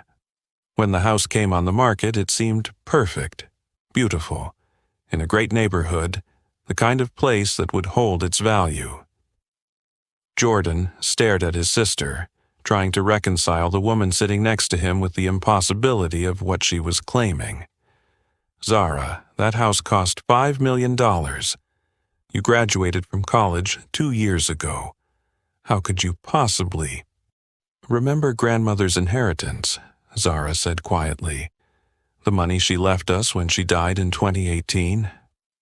Jordan nodded slowly. Their grandmother had left each of them a modest inheritance, maybe $20,000 each, enough to pay off student loans or make a down payment on a car. Nice, but nothing that would support purchasing multi-million-dollar real estate. She left me more than she left you," Zara said, her voice barely above a whisper. "A lot more. Almost $2 million. "That's impossible," Jordan said automatically. "We saw the will. We both got the same amount." "We saw one will," Zara corrected. "There was another one, a private trust that she set up specifically for me. Jordan, grandmother knew about my plans for community development work even before I graduated. She knew I wanted to make a difference in housing policy, in neighborhood stabilization. The money was specifically designated for those purposes." Jordan felt like he was falling through space. "Why didn't you tell me?" "Because she asked me not to," Zara said, tears starting to flow down her cheeks. "She was worried that if the family knew about the size of the inheritance, it would create resentment, jealousy, family drama. She'd seen it happen in other families. So she asked me to keep it private, to let everyone think we'd inherited the same modest amount." "But why?" Jordan's voice cracked. "Why would she leave you so much more?" Zara wiped her eyes with the back of her hand, leaving mascara streaks on her cheeks. "Because I was the one with the plan, Jordan. You were successful in your own way, established in your career, building a good life. But I was the one talking about changing communities, about using resources to help people who didn't have any. Grandmother grew up poor, really poor. She understood what it meant to need safe, affordable housing. She wanted to make sure I had the resources to actually make a difference." The revelation was staggering, but even more staggering was what it implied about the past year and a half of Jordan's life. "So, when Valerie rented the house—" "I had no idea it was your wife," Zara said quickly. "The rental application came through the management company, just a name and financial information. Valerie Richardson didn't mean anything to me. You'd been dating her for less than a year, and you'd never mentioned her full name in detail. I approved the rental because her application looked solid, her credit was decent, and she had enough cash for the security deposit." Jordan's mind was reeling, trying to process the layers of deception and coincidence that had created this situation. "You've known this whole time that I was living in your house." "I figured it out around Christmas 2019, Zara admitted. "I was driving through Buckhead to look at another property, and I saw your car in the driveway. I didn't know what to think at first. Maybe you were just visiting Valerie's family. But then I put the pieces together and I realized what had happened." "And you didn't say anything?" Jordan's voice was rising now, a mixture of hurt and anger building in his chest. "You let me go on believing that I'd married into this wealthy family, that I was living this incredible life, and you never thought to mention that it was all built on my sister's money." What was I supposed to do? Zara shot back, her own voice gaining strength. Tell you that your wife had been lying to you about everything? Destroy your marriage based on a coincidence? I kept hoping she would come clean on her own, or that you'd figure it out naturally. But you knew she was lying. I suspected she was lying, Zara corrected. I didn't know the extent of it until you told me last month about her fake family background and all the debt. Jordan, I thought maybe she was just embellishing a little. Maybe stretching the truth about her family's involvement in real estate. I had no idea she'd created this elaborate fantasy about owning multiple properties. Jordan stood up from the bench and began pacing, his hands running through his hair as he tried to organize his thoughts. The implications of what Zara had told him were vast and complicated, reshaping not just his understanding of the past year, but his understanding of his entire family dynamic. The rent payments, he said suddenly. Valerie said she was 3 months behind. Did you know about that? Zara nodded miserably. The management company keeps me informed about any issues. I've been trying to decide what to do about it for weeks. And you didn't think to mention it when I called you devastated about discovering my wife's lies? I was going to, Zara said desperately. I was trying to figure out how to tell you without making everything worse. Jordan, you have to understand, I never wanted to profit from your misery. When I realized you were living in my house, I thought about just letting it go. Forgetting about the rent, letting you stay there as long as you wanted. Then why didn't you? Zara was quiet for a long moment, staring down at her hands. Because of her, she said finally. Because of the way Valerie treated me.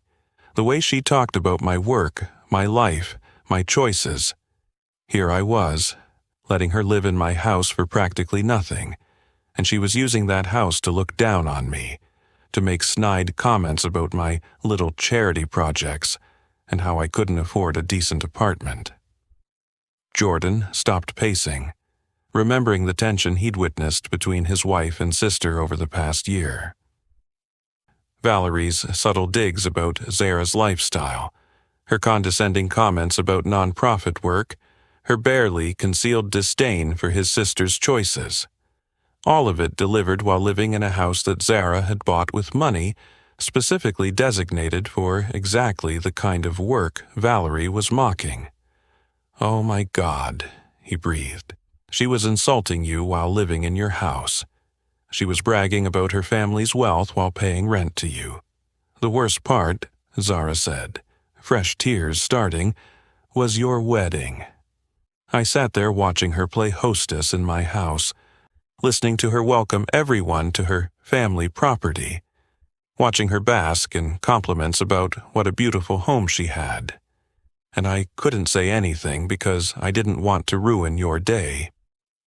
Jordan sank back onto the bench, overwhelmed by the cosmic irony of it all. His wife had been living a lie that was unknowingly funded by the very person she'd spent months belittling. The mansion she'd claimed as proof of her superior status actually belonged to the woman she'd dismissed as financially naive. There's more, Zara said quietly, and Jordan's stomach clenched at the possibility of additional revelations.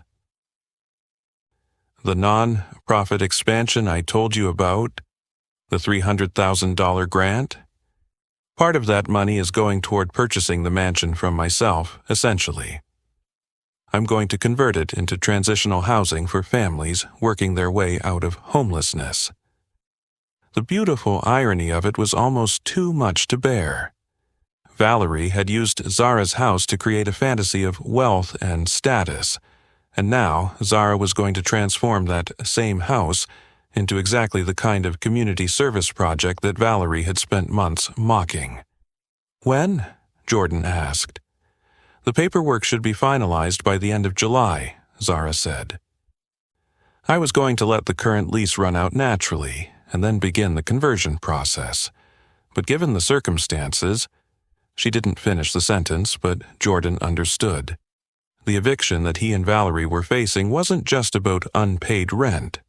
It was about making way for something genuine and meaningful, something that would actually help people instead of just creating an elaborate backdrop for someone's delusions of grandeur. They sat in silence for several minutes, both of them staring out at the lake and trying to process the layers of deception, coincidence, and cosmic justice that had brought them to this moment. Finally, Jordan spoke. "What happens now? I mean, what happens to me and Valerie?" Zara turned to look at him, her expression a mixture of love and sadness. "That's up to you, Jordan. As far as the house goes, you need to be out by the end of the month. That part hasn't changed, but everything else, that's your choice to make." Jordan nodded, understanding that his sister was giving him the space to make his own decisions about his marriage and his future. But he also understood that those decisions would be made with a completely different set of facts than he'd been working with before. As they prepared to part ways, Zara reached out and took his hand. "Jordan, I need you to know something. I never wanted to keep this secret from you. Every time I saw you struggling with Valerie's lies, every time I watched you trying to make sense of inconsistencies that I could have explained, it killed me a little bit. But I was trying to protect you, and I was trying to honor grandmother's wishes, and I was trying not to destroy your marriage based on assumptions." Jordan squeezed his sister's hand, feeling the weight of everything that had been left unsaid between them. "I know," he said quietly. "And Zara, what you're doing with the house, the transitional housing project, grandmother would be proud." As Jordan drove back toward the mansion, Zara's mansion, he corrected himself, he tried to imagine how he was going to explain this latest revelation to Valerie. How do you tell your wife that the house she's been using as proof of her superior status actually belongs to the woman she spent months insulting? How do you explain that the very person she's been looking down on is actually the one who's been supporting their lifestyle? But perhaps more importantly, how do you rebuild a marriage when you discover that the lies go even deeper than you'd imagined, and the truth is more complicated than either of you had ever suspected? Jordan was about to find out that some questions don't have good answers, and some revelations create more problems than they solve. The drive back to the mansion felt like traveling through a fever dream. Jordan's hands gripped the steering wheel so tightly his knuckles had gone white, and he found himself taking deep breaths just to remember how to breathe properly. Every familiar landmark along the way, the Starbucks where he and Valerie had shared coffee during their early dating days, the florist where he'd bought her flowers for their 6-month anniversary, the tree-lined streets of Buckhead that had seemed to welcome him into a world of privilege, now felt like props in an elaborate stage production where he'd been the only actor who didn't know he was performing.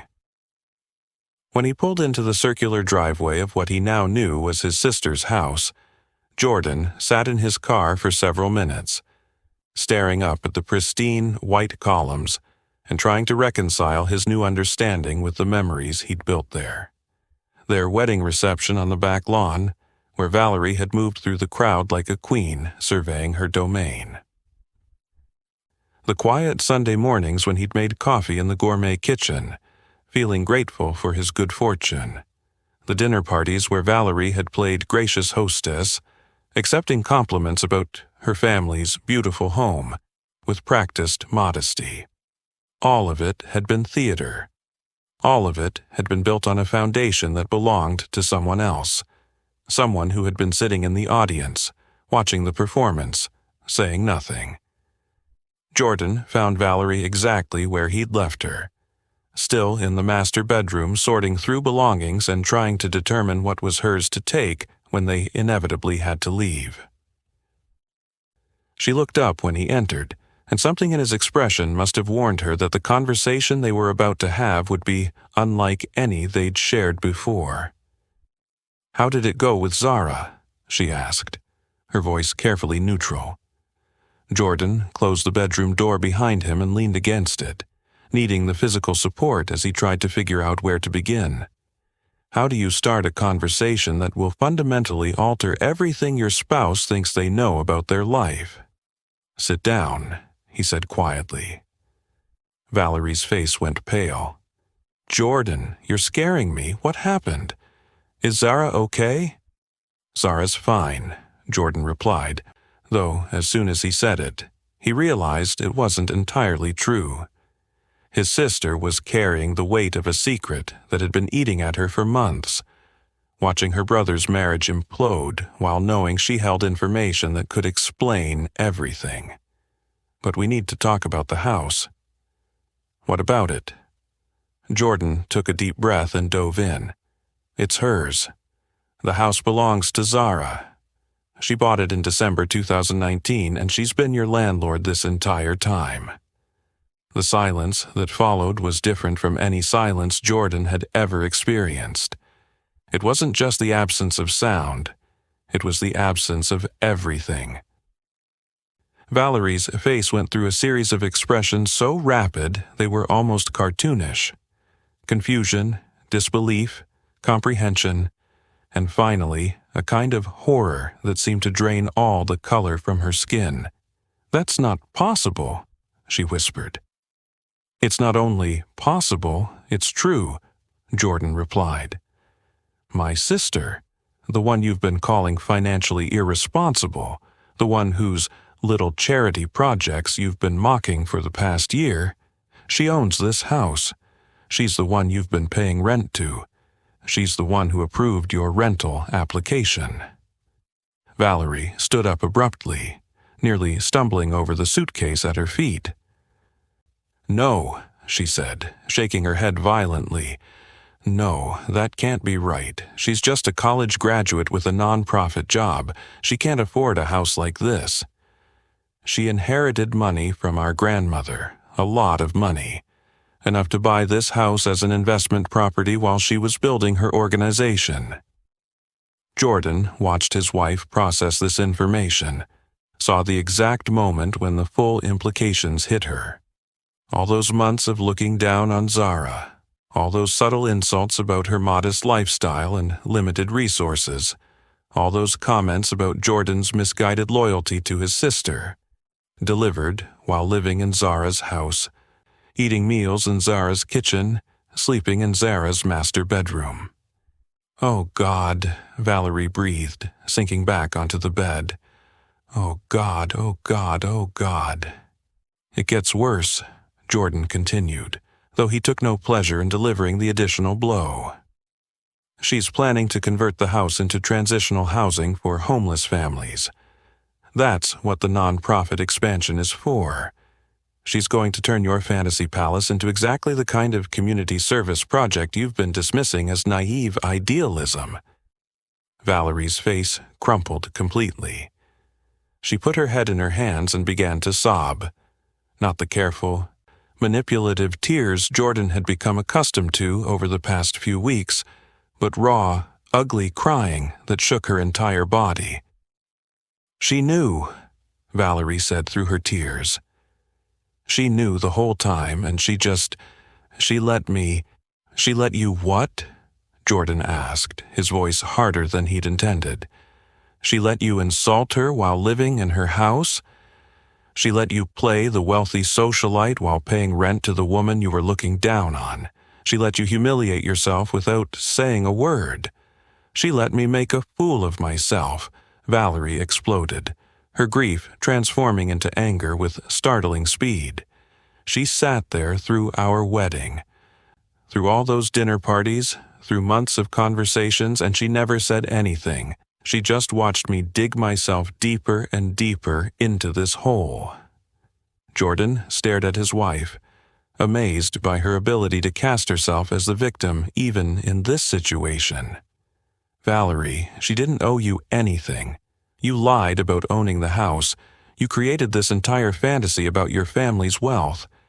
You put yourself in that hole. Zara just didn't pull you out of it." "But she could have," Valerie shot back. She could have saved me from all of this. She could have said something, anything. And none of this would have happened. None of what would have happened? Jordan's voice was rising now, months of suppressed frustration finally breaking through. Your lies wouldn't have happened. Your debt wouldn't have happened. Your complete fabrication of your entire background wouldn't have happened. Exactly which part of this mess are you blaming on my sister? Valerie was quiet for a moment, and Jordan could see her mind working, trying to find some way to reframe the situation that would make her less culpable. It was a talent she'd perfected over the course of their relationship, the ability to take any set of circumstances and twist them until she emerged as either the hero or the victim, never the villain. She humiliated me, Valerie said finally, her voice small and bitter. She sat there and let me humiliate myself. No, Jordan said firmly. You humiliated yourself, and you humiliated me in the process. Do you have any idea what it's like to discover that your entire marriage is built on lies? Do you understand what it does to a person to realize that the woman he loves has been performing an elaborate con game for 18 months? It wasn't a con game, Valerie protested. I was trying to give us a better life. By lying. By creating fake stories about your family. By renting a house you couldn't afford and then pretending you owned it. By building our entire relationship on a foundation of deception. They stared at each other across the bedroom. Two people who had shared a bed for over a year, but were only now seeing each other clearly. Jordan saw the woman he'd fallen in love with. But he also saw the elaborate construction she'd built around herself. The lies, the pretense, the desperate need to be something she wasn't. And he realized that he didn't know which version was real, or if either of them was. What happens now? Valerie asked quietly. Jordan looked around the room that he'd thought was theirs, taking in the expensive furnishings that belonged to someone else, the windows that framed a view of grounds that had never been his to enjoy. In 12 days, they would have to leave all of this behind. But the question was, would they be leaving together? I don't know, he said honestly. I need some time to think. Jordan, please, Valerie said, reaching for his hand. I know I made mistakes. I know I lied about things I shouldn't have lied about. But I love you. I was never fake. My feelings for you, our marriage, the life we've built together, that's real. Jordan looked down at their joined hands and felt a familiar ache in his chest. Despite everything, the lies, the debt, the elaborate deception, part of him still loved the woman sitting beside him. But he was beginning to understand that love might not be enough to overcome the fundamental breach of trust that had defined their entire relationship. The life we built was never real, Valerie, he said softly. It was all built on borrowed money and borrowed property and borrowed time. And now the bills are coming due. Over the next 3 days, Jordan found himself in the strange position of living like a guest in what he now knew was his sister's house. Every room held different memories now that he understood the true ownership structure. The home office where he'd worked, believing he was building toward a future of security and prosperity, was actually a space his sister had provided out of generosity. The kitchen where he and Valerie had cooked dinner together, playing house in their imagined palace, was actually the site of an elaborate performance funded by someone else's inheritance. But perhaps most surreal was the way this new knowledge changed his understanding of every interaction between Valerie and Zara over the past year. The Thanksgiving dinner where tension had crackled between them took on new meaning when Jordan realized that Zara had been watching Valerie play hostess in her own home. The casual insults about Zara's lifestyle became deeply ironic when viewed through the lens of actual ownership. The Christmas gathering where Valerie had made subtle digs about people who chose social justice work over practical careers became almost surreal when Jordan understood that those comments had been delivered in a house purchased specifically to support social justice work. On June 21, 2020, exactly 9 days before their eviction deadline, Jordan made a decision that surprised even him. He called Marcus Thompson and asked for another meeting. They met at the same coffee shop in Virginia Highland, and this time Jordan came armed with complete honesty about his situation. He explained everything: Valerie's deception, his own gullibility, the massive debt they'd accumulated, and most importantly, his recent discovery that his sister was the property owner.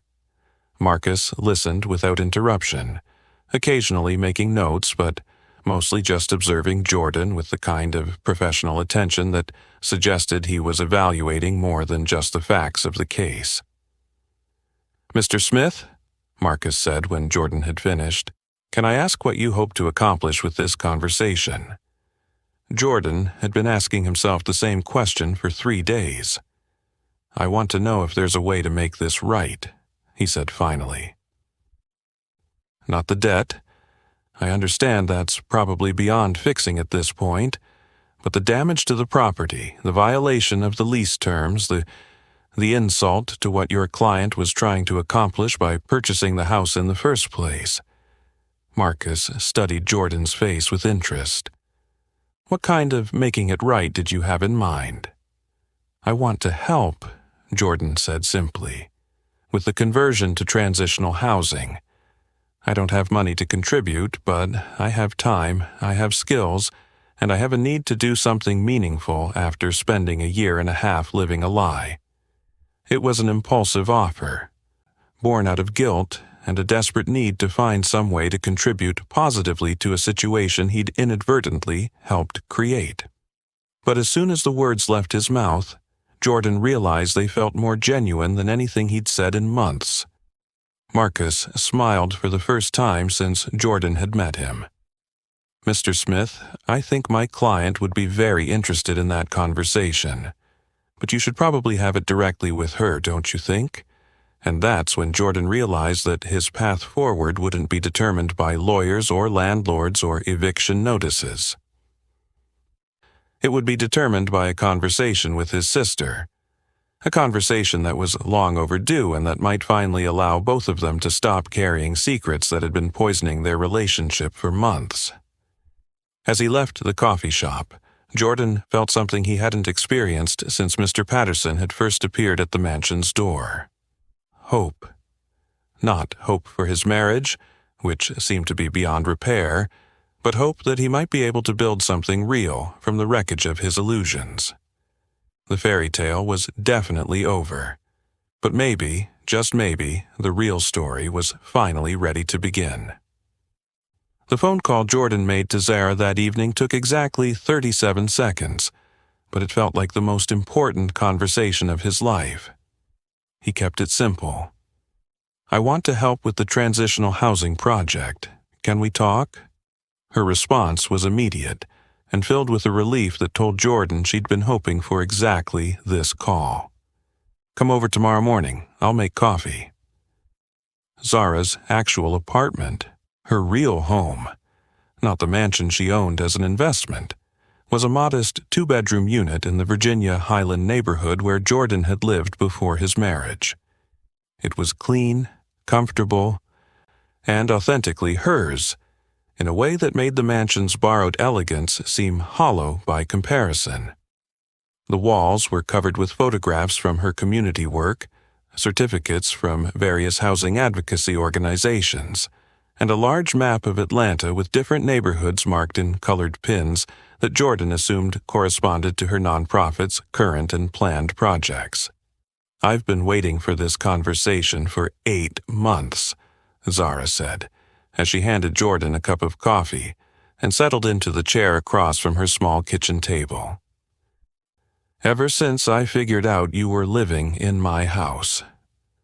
Jordan wrapped his hands around the warm mug and tried to organize the thoughts that had been churning through his mind since his meeting with Marcus Thompson.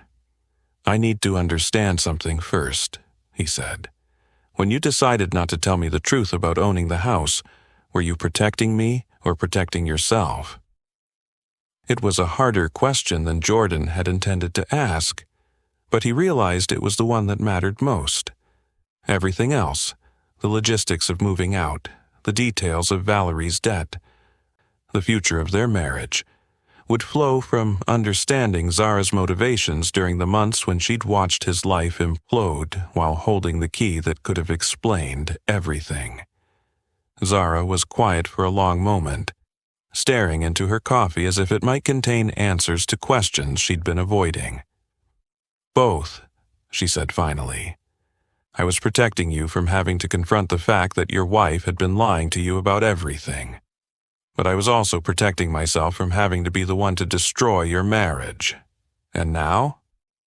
Now, I think we're past the point where anyone needs to be protected from the truth," Zara replied. "The question is what we do with it."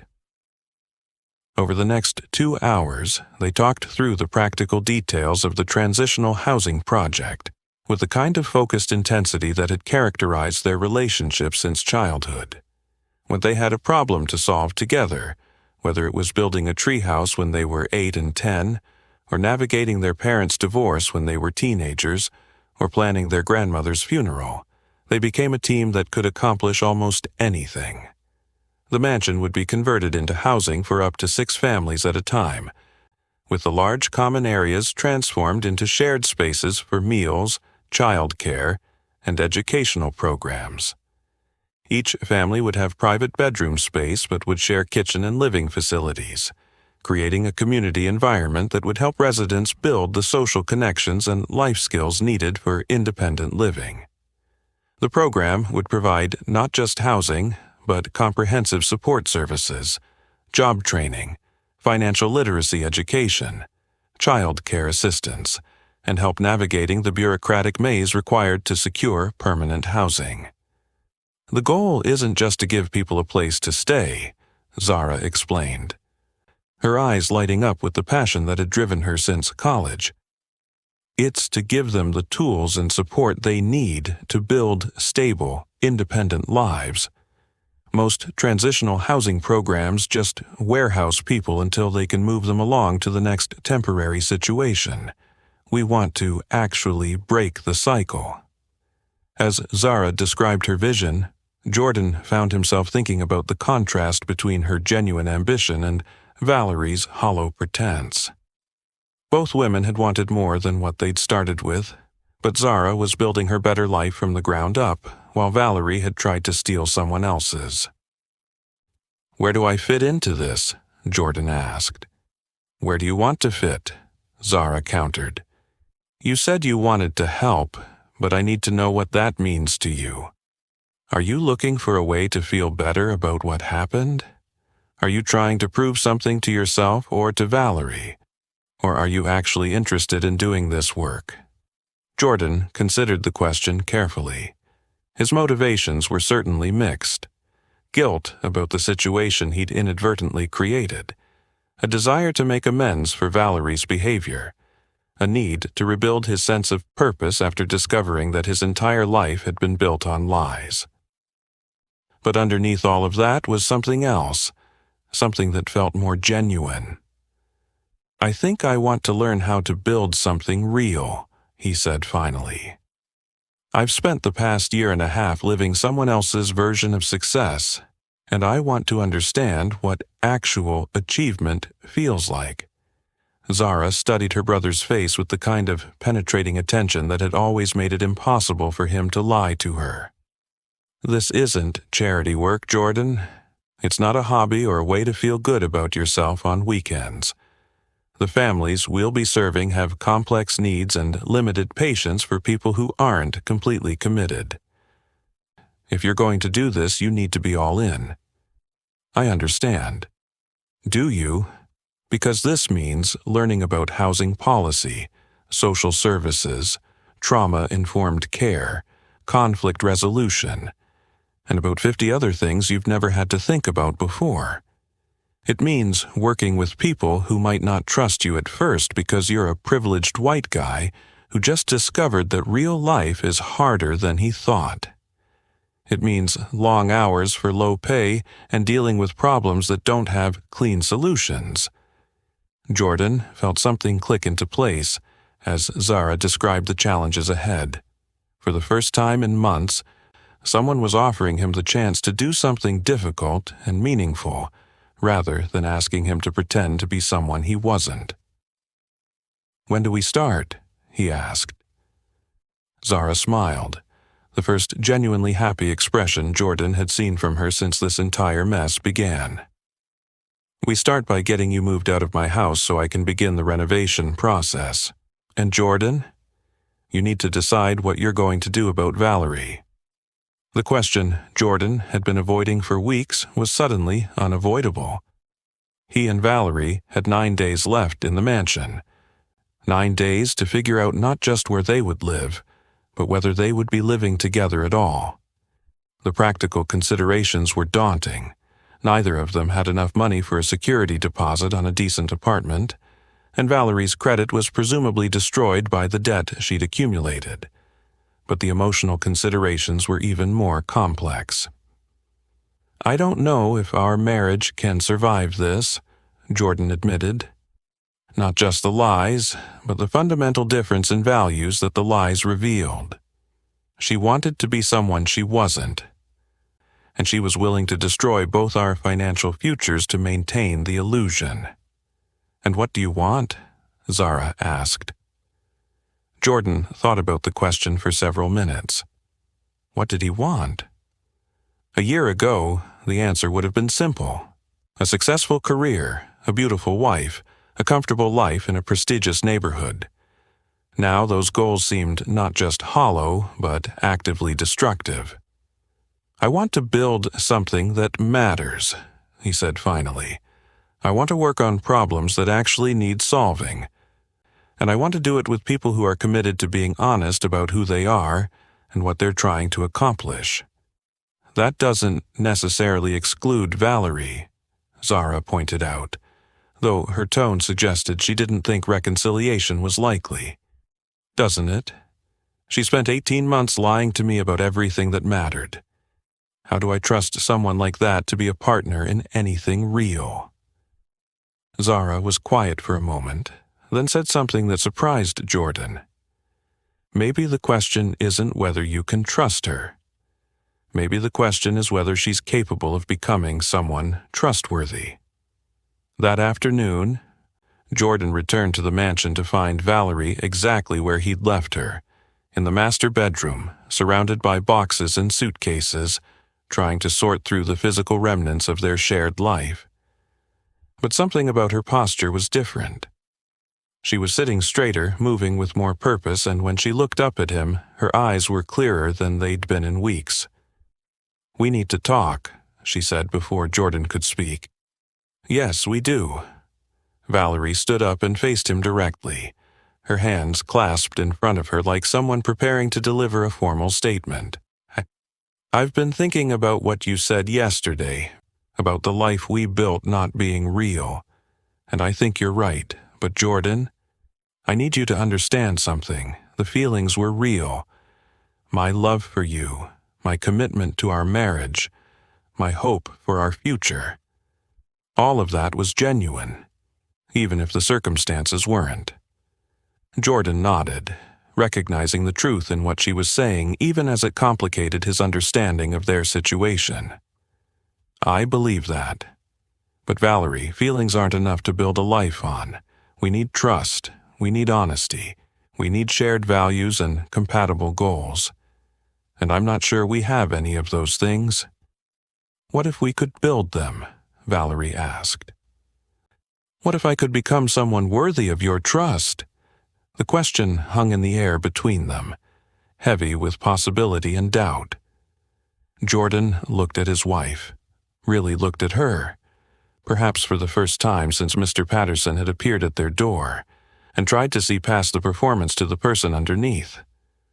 Was there someone there worth building a future with? Or was the performance all there was?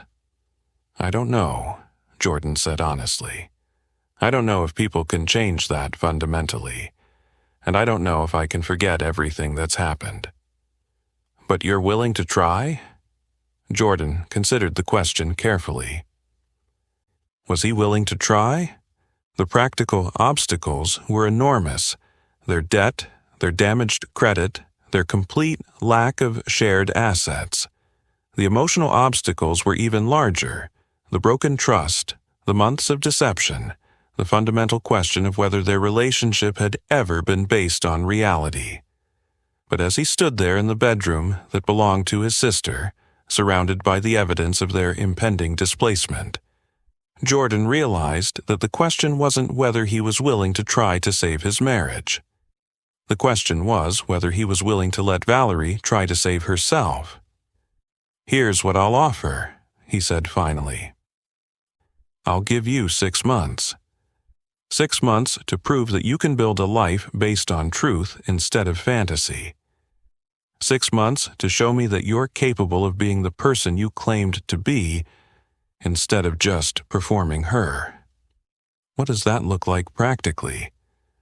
It looks like you getting a job that matches your actual qualifications and paying back your debts honestly, instead of trying to maintain an unsustainable lifestyle.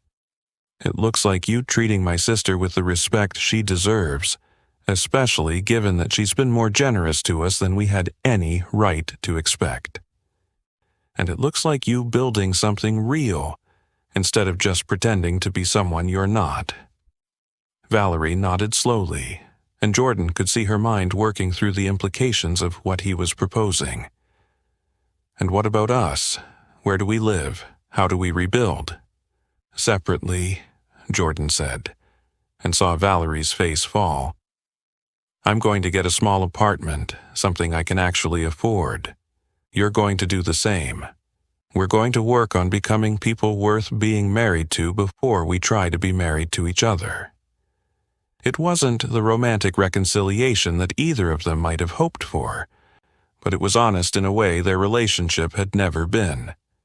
As they worked together over the next few days to pack up their belongings and prepare to leave the mansion, Jordan felt like he was seeing his wife clearly for the first time. Not the wealthy socialite she'd pretended to be, not the desperate debtor who'd been revealed when the lies collapsed, but a flawed, complicated woman who was trying to figure out how to build a real life from the wreckage of her fantasies. On June 29, 2020, their last day in the mansion, Jordan and Valerie stood together in the empty foyer where their marriage had both begun and effectively ended. The movers had taken the last of their belongings, a surprisingly small collection once it was separated from all the furniture and accessories that belonged to the house, and they were preparing to drive away in opposite directions toward uncertain futures. 6 months, Valerie said, extending her hand as if they were making a business deal. 6 months, Jordan agreed, shaking her hand and trying not to think about all the times he'd held it as a lover rather than a negotiating partner.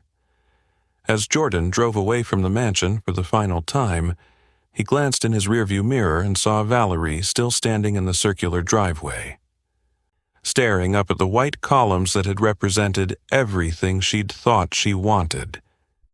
In a few weeks, Zara would begin the renovation process that would transform the building from a temple to false ambition into a genuine home for families who needed a second chance. Jordan hoped that he and Valerie might be able to accomplish a similar transformation in their own lives, but he was finally honest enough to acknowledge that hope and certainty were two very different things. The fairy tale was over, but the real story, whatever it turned out to be, was finally ready to begin. 6 months later, December 15th, 2020.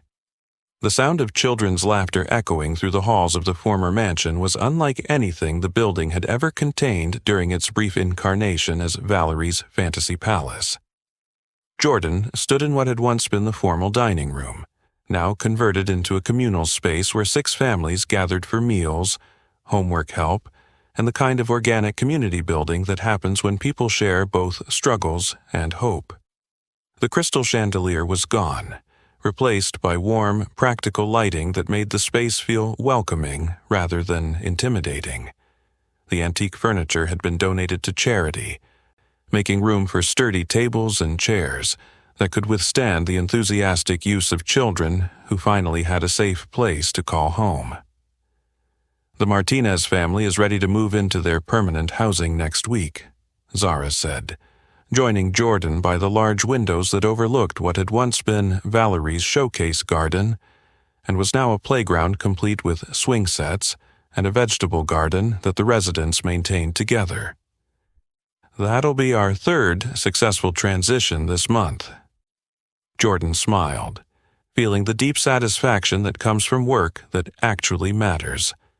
Over the past 6 months, he had thrown himself into the transitional housing project with the intensity of someone making up for lost time. He'd learned about housing policy, social services, and the complex bureaucracy that families had to navigate to escape homelessness. More importantly, he'd learned to listen to people whose life experiences were vastly different from his own, and to recognize that his role was to provide support rather than solutions. The work had been challenging in ways he'd never anticipated.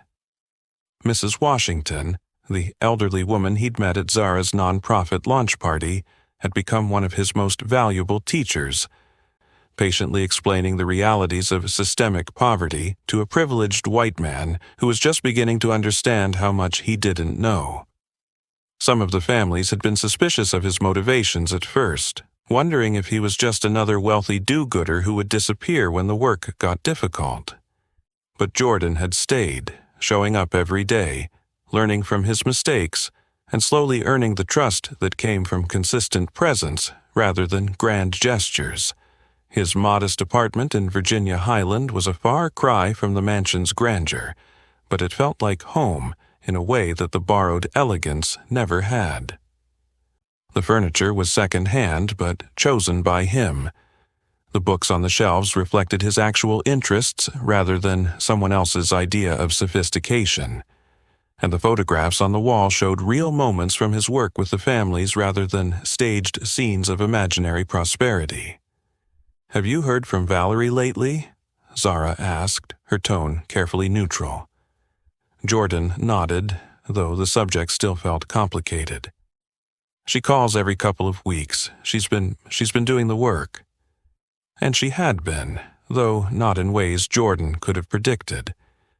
After their separation, Valerie had taken a job as an event coordinator at a nonprofit that provided job training for formerly incarcerated individuals. The work paid a fraction of what she'd been making at the hotel chain, but it was honest in a way her previous positions had never been. More importantly, she was slowly paying back her debts, not just the financial ones, but the emotional ones as well. The most significant change had been her relationship with Zara. In October 2020, Valerie had shown up at the transitional housing project unannounced, carrying coffee and a handwritten letter of apology that was 3 pages long.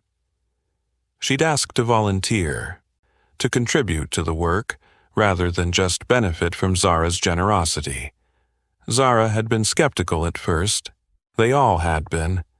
But Valerie had kept showing up, week after week, doing whatever unglamorous work was needed without complaint or expectation of recognition. "She's different," Jordan said, trying to articulate something he was still figuring out himself. "Not completely different. She's still ambitious, still wants more than what she started with. But she's building it honestly now, from the ground up." "And how does that make you feel?" Zara asked with the slight smile that suggested she already knew the answer. Jordan considered the question.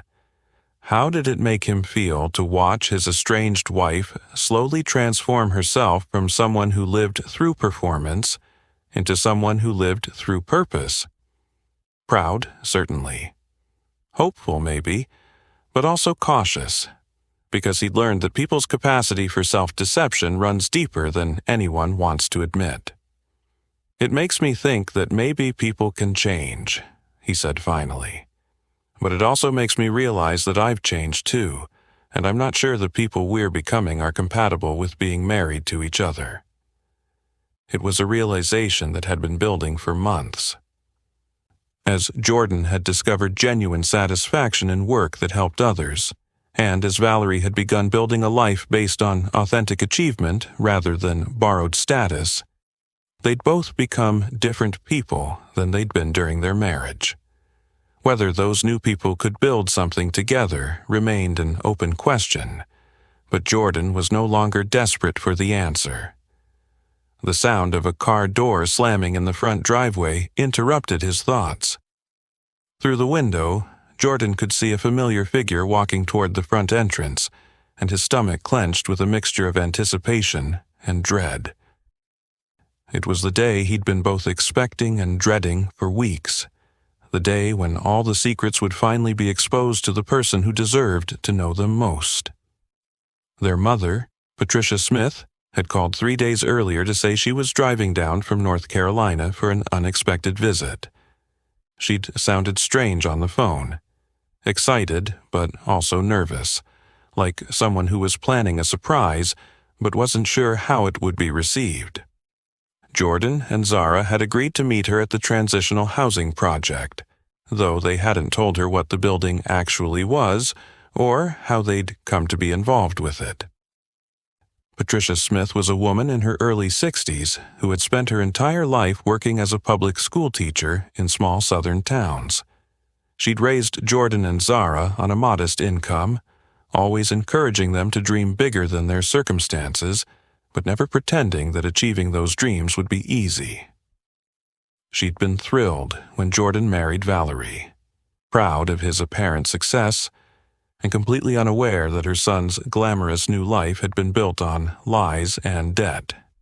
"Mom," Jordan said as she entered the foyer, embracing her with the fierce hug he'd been giving her since childhood. "You look great." Patricia Smith did look great, though there was something different about her that Jordan couldn't quite identify. She was carrying herself with a new kind of confidence, and her clothes were nicer than her teacher's salary usually allowed. More intriguingly, she was practically vibrating with barely contained excitement. "Jordan, Zara," she said, looking around the transformed foyer with obvious surprise. "This place is incredible. I had no idea your work had expanded to this level." Zara and Jordan exchanged glances. They'd planned to explain everything. The mansion's true ownership, Valerie's deception, the collapse of Jordan's marriage, the transformation of the building into transitional housing. But their mother's reaction suggested she might have her own revelations to share. "Mom," Zara said carefully, "there are some things we need to tell you about what's been happening in our lives. Some complicated things that we probably should have explained earlier." Patricia waved her hand dismissively, still looking around the space with wondering eyes. "Before you start explaining anything, I need to tell you something. Something I should have told you both years ago." She guided them into the communal living room, where a few residents were watching television and helping children with homework. The scene was warm and domestic in a way that the mansion's formal living spaces had never been, and Patricia seemed to relax as she settled into one of the comfortable chairs that Zara had chosen specifically for their durability and comfort. "Your grandmother's inheritance," Patricia began, and both Jordan and Zara went very still. "The money she left you both. There's more to that story than you know." Jordan felt his heart start to race. After everything they'd discovered over the past 6 months, what else could possibly be hidden about their family's financial situation? "She didn't just leave Zara more money," Patricia continued, looking directly at her son. "She left you money too, Jordan, a lot of money, the same amount she left your sister." The words hit Jordan like a physical blow. "That's impossible. I got $20,000. I used it to pay off my student loans." "You got $20,000 because that's what I gave you," Patricia said, her voice gentle but firm. The actual inheritance was much larger, almost $2 million, the same as Zara's. Jordan stared at his mother, trying to process what she was telling him. Where's the rest of it? Patricia reached into her purse and pulled out a thick envelope. It's been sitting in a trust account, earning interest, waiting for you to be ready for it. Your grandmother asked me to use my judgment about when to release it to you. She was worried that having access to that much money at a young age might prevent you from developing your own sense of purpose and achievement. But why now? Jordan asked, his voice barely above a whisper. Why are you telling me this today? Because, Patricia said with a smile that was equal parts proud and sad, I finally saw that you'd learn to build something meaningful without it. Your work here, your commitment to helping these families, the way you've handled the collapse of your marriage with dignity instead of bitterness. This is who your grandmother hoped you'd become. As the implications of what his mother was telling him sank in, Jordan realized that the cosmic justice of the situation was almost too perfect to believe. For 6 months, he'd been learning to live on his actual income, to find satisfaction in work that helped others, to build a life based on genuine values rather than borrowed prosperity. And now, just as he'd discovered who he actually was when stripped of all illusions, he was being offered the resources to make an even greater impact. There's one more thing, Patricia said, her expression shifting to something more serious. I ran into Valerie yesterday. Jordan's stomach clenched. Where? At the grocery store in Decatur. She was buying ingredients for some kind of community dinner she was organizing. Jordan, she looked different, healthier, more genuine, and when she saw me, the first thing she did was apologize. Apologize for what?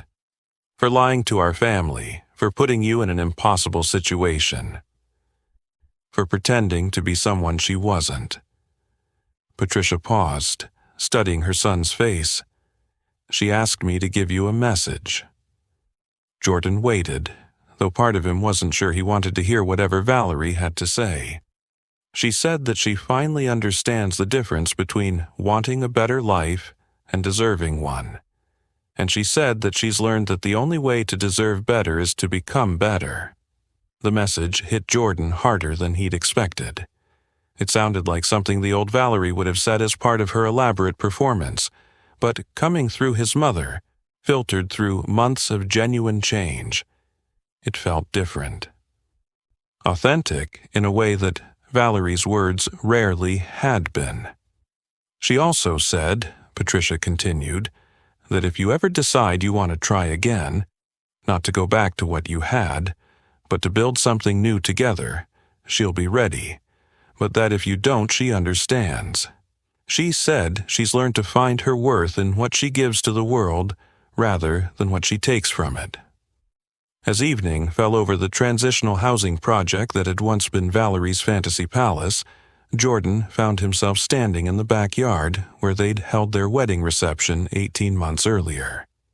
The elaborate decorations were long gone, replaced by playground equipment and the practical beauty of a vegetable garden maintained by families who were learning to build stability from nothing. Zara joined him as he stood there processing everything their mother had revealed, and together they watched the children play in the last light of day. So, what are you going to do with the money? Zara asked. Jordan had been thinking about exactly that question for the past 3 hours. $2 million was enough to transform the transitional housing project, to expand it beyond anything they'd imagined possible. It was enough to purchase more properties, to hire additional staff, to create the kind of comprehensive support system that could genuinely change lives. I'm going to invest it in this, he said, gesturing toward the building that had housed both his greatest deception and his most meaningful work. All of it. I want to create something that actually deserves the kind of setting this place represents. And Valerie? Jordan was quiet for a long moment, watching a little girl push her younger brother on a swing set that occupied the space where Valerie had once posed for wedding photos. "I think," he said finally, "that I'd like to have a conversation with her. Not about getting back together, not about going back to what we had, but about whether two people who have both learned to be honest might be able to build something real together." As the stars appeared over Atlanta, Jordan Smith stood in the backyard of his sister's mansion, the mansion where his marriage had begun with lies and ended with truth, and felt something he hadn't experienced in over a year: genuine optimism about the future. Not because he knew what that future would hold, but because he finally knew who he was and what mattered to him. The fairy tale was over, but the real story, built on authentic achievement, honest relationships, and work that actually helped people, was just beginning. And for the first time in his life, Jordan was excited to find out how it would end. 6 months later, in June 2021, Jordan and Valerie would have another wedding. Not in a borrowed mansion with borrowed money and borrowed dreams, but in the community garden behind the transitional housing project, surrounded by families whose lives had been genuinely transformed by work they'd built together. The ceremony was simple, honest, and funded by their own resources, including the inheritance that Jordan had used to expand their program to serve 20 families instead of 6. Mrs. Washington officiated the ceremony, pronouncing them husband and wife, for real this time, while the residents of the transitional housing project cheered and children played in the background. It wasn't the fairy tale wedding that Valerie had once imagined, but it was something better: the celebration of two people who had learned that the only dreams worth building are the ones you can sustain with your own hands, your own work, and your own truth. The mansion had been meant to impress strangers with someone else's success. The real home they'd built together was designed to transform lives, including their own. And in the end, that made all the difference.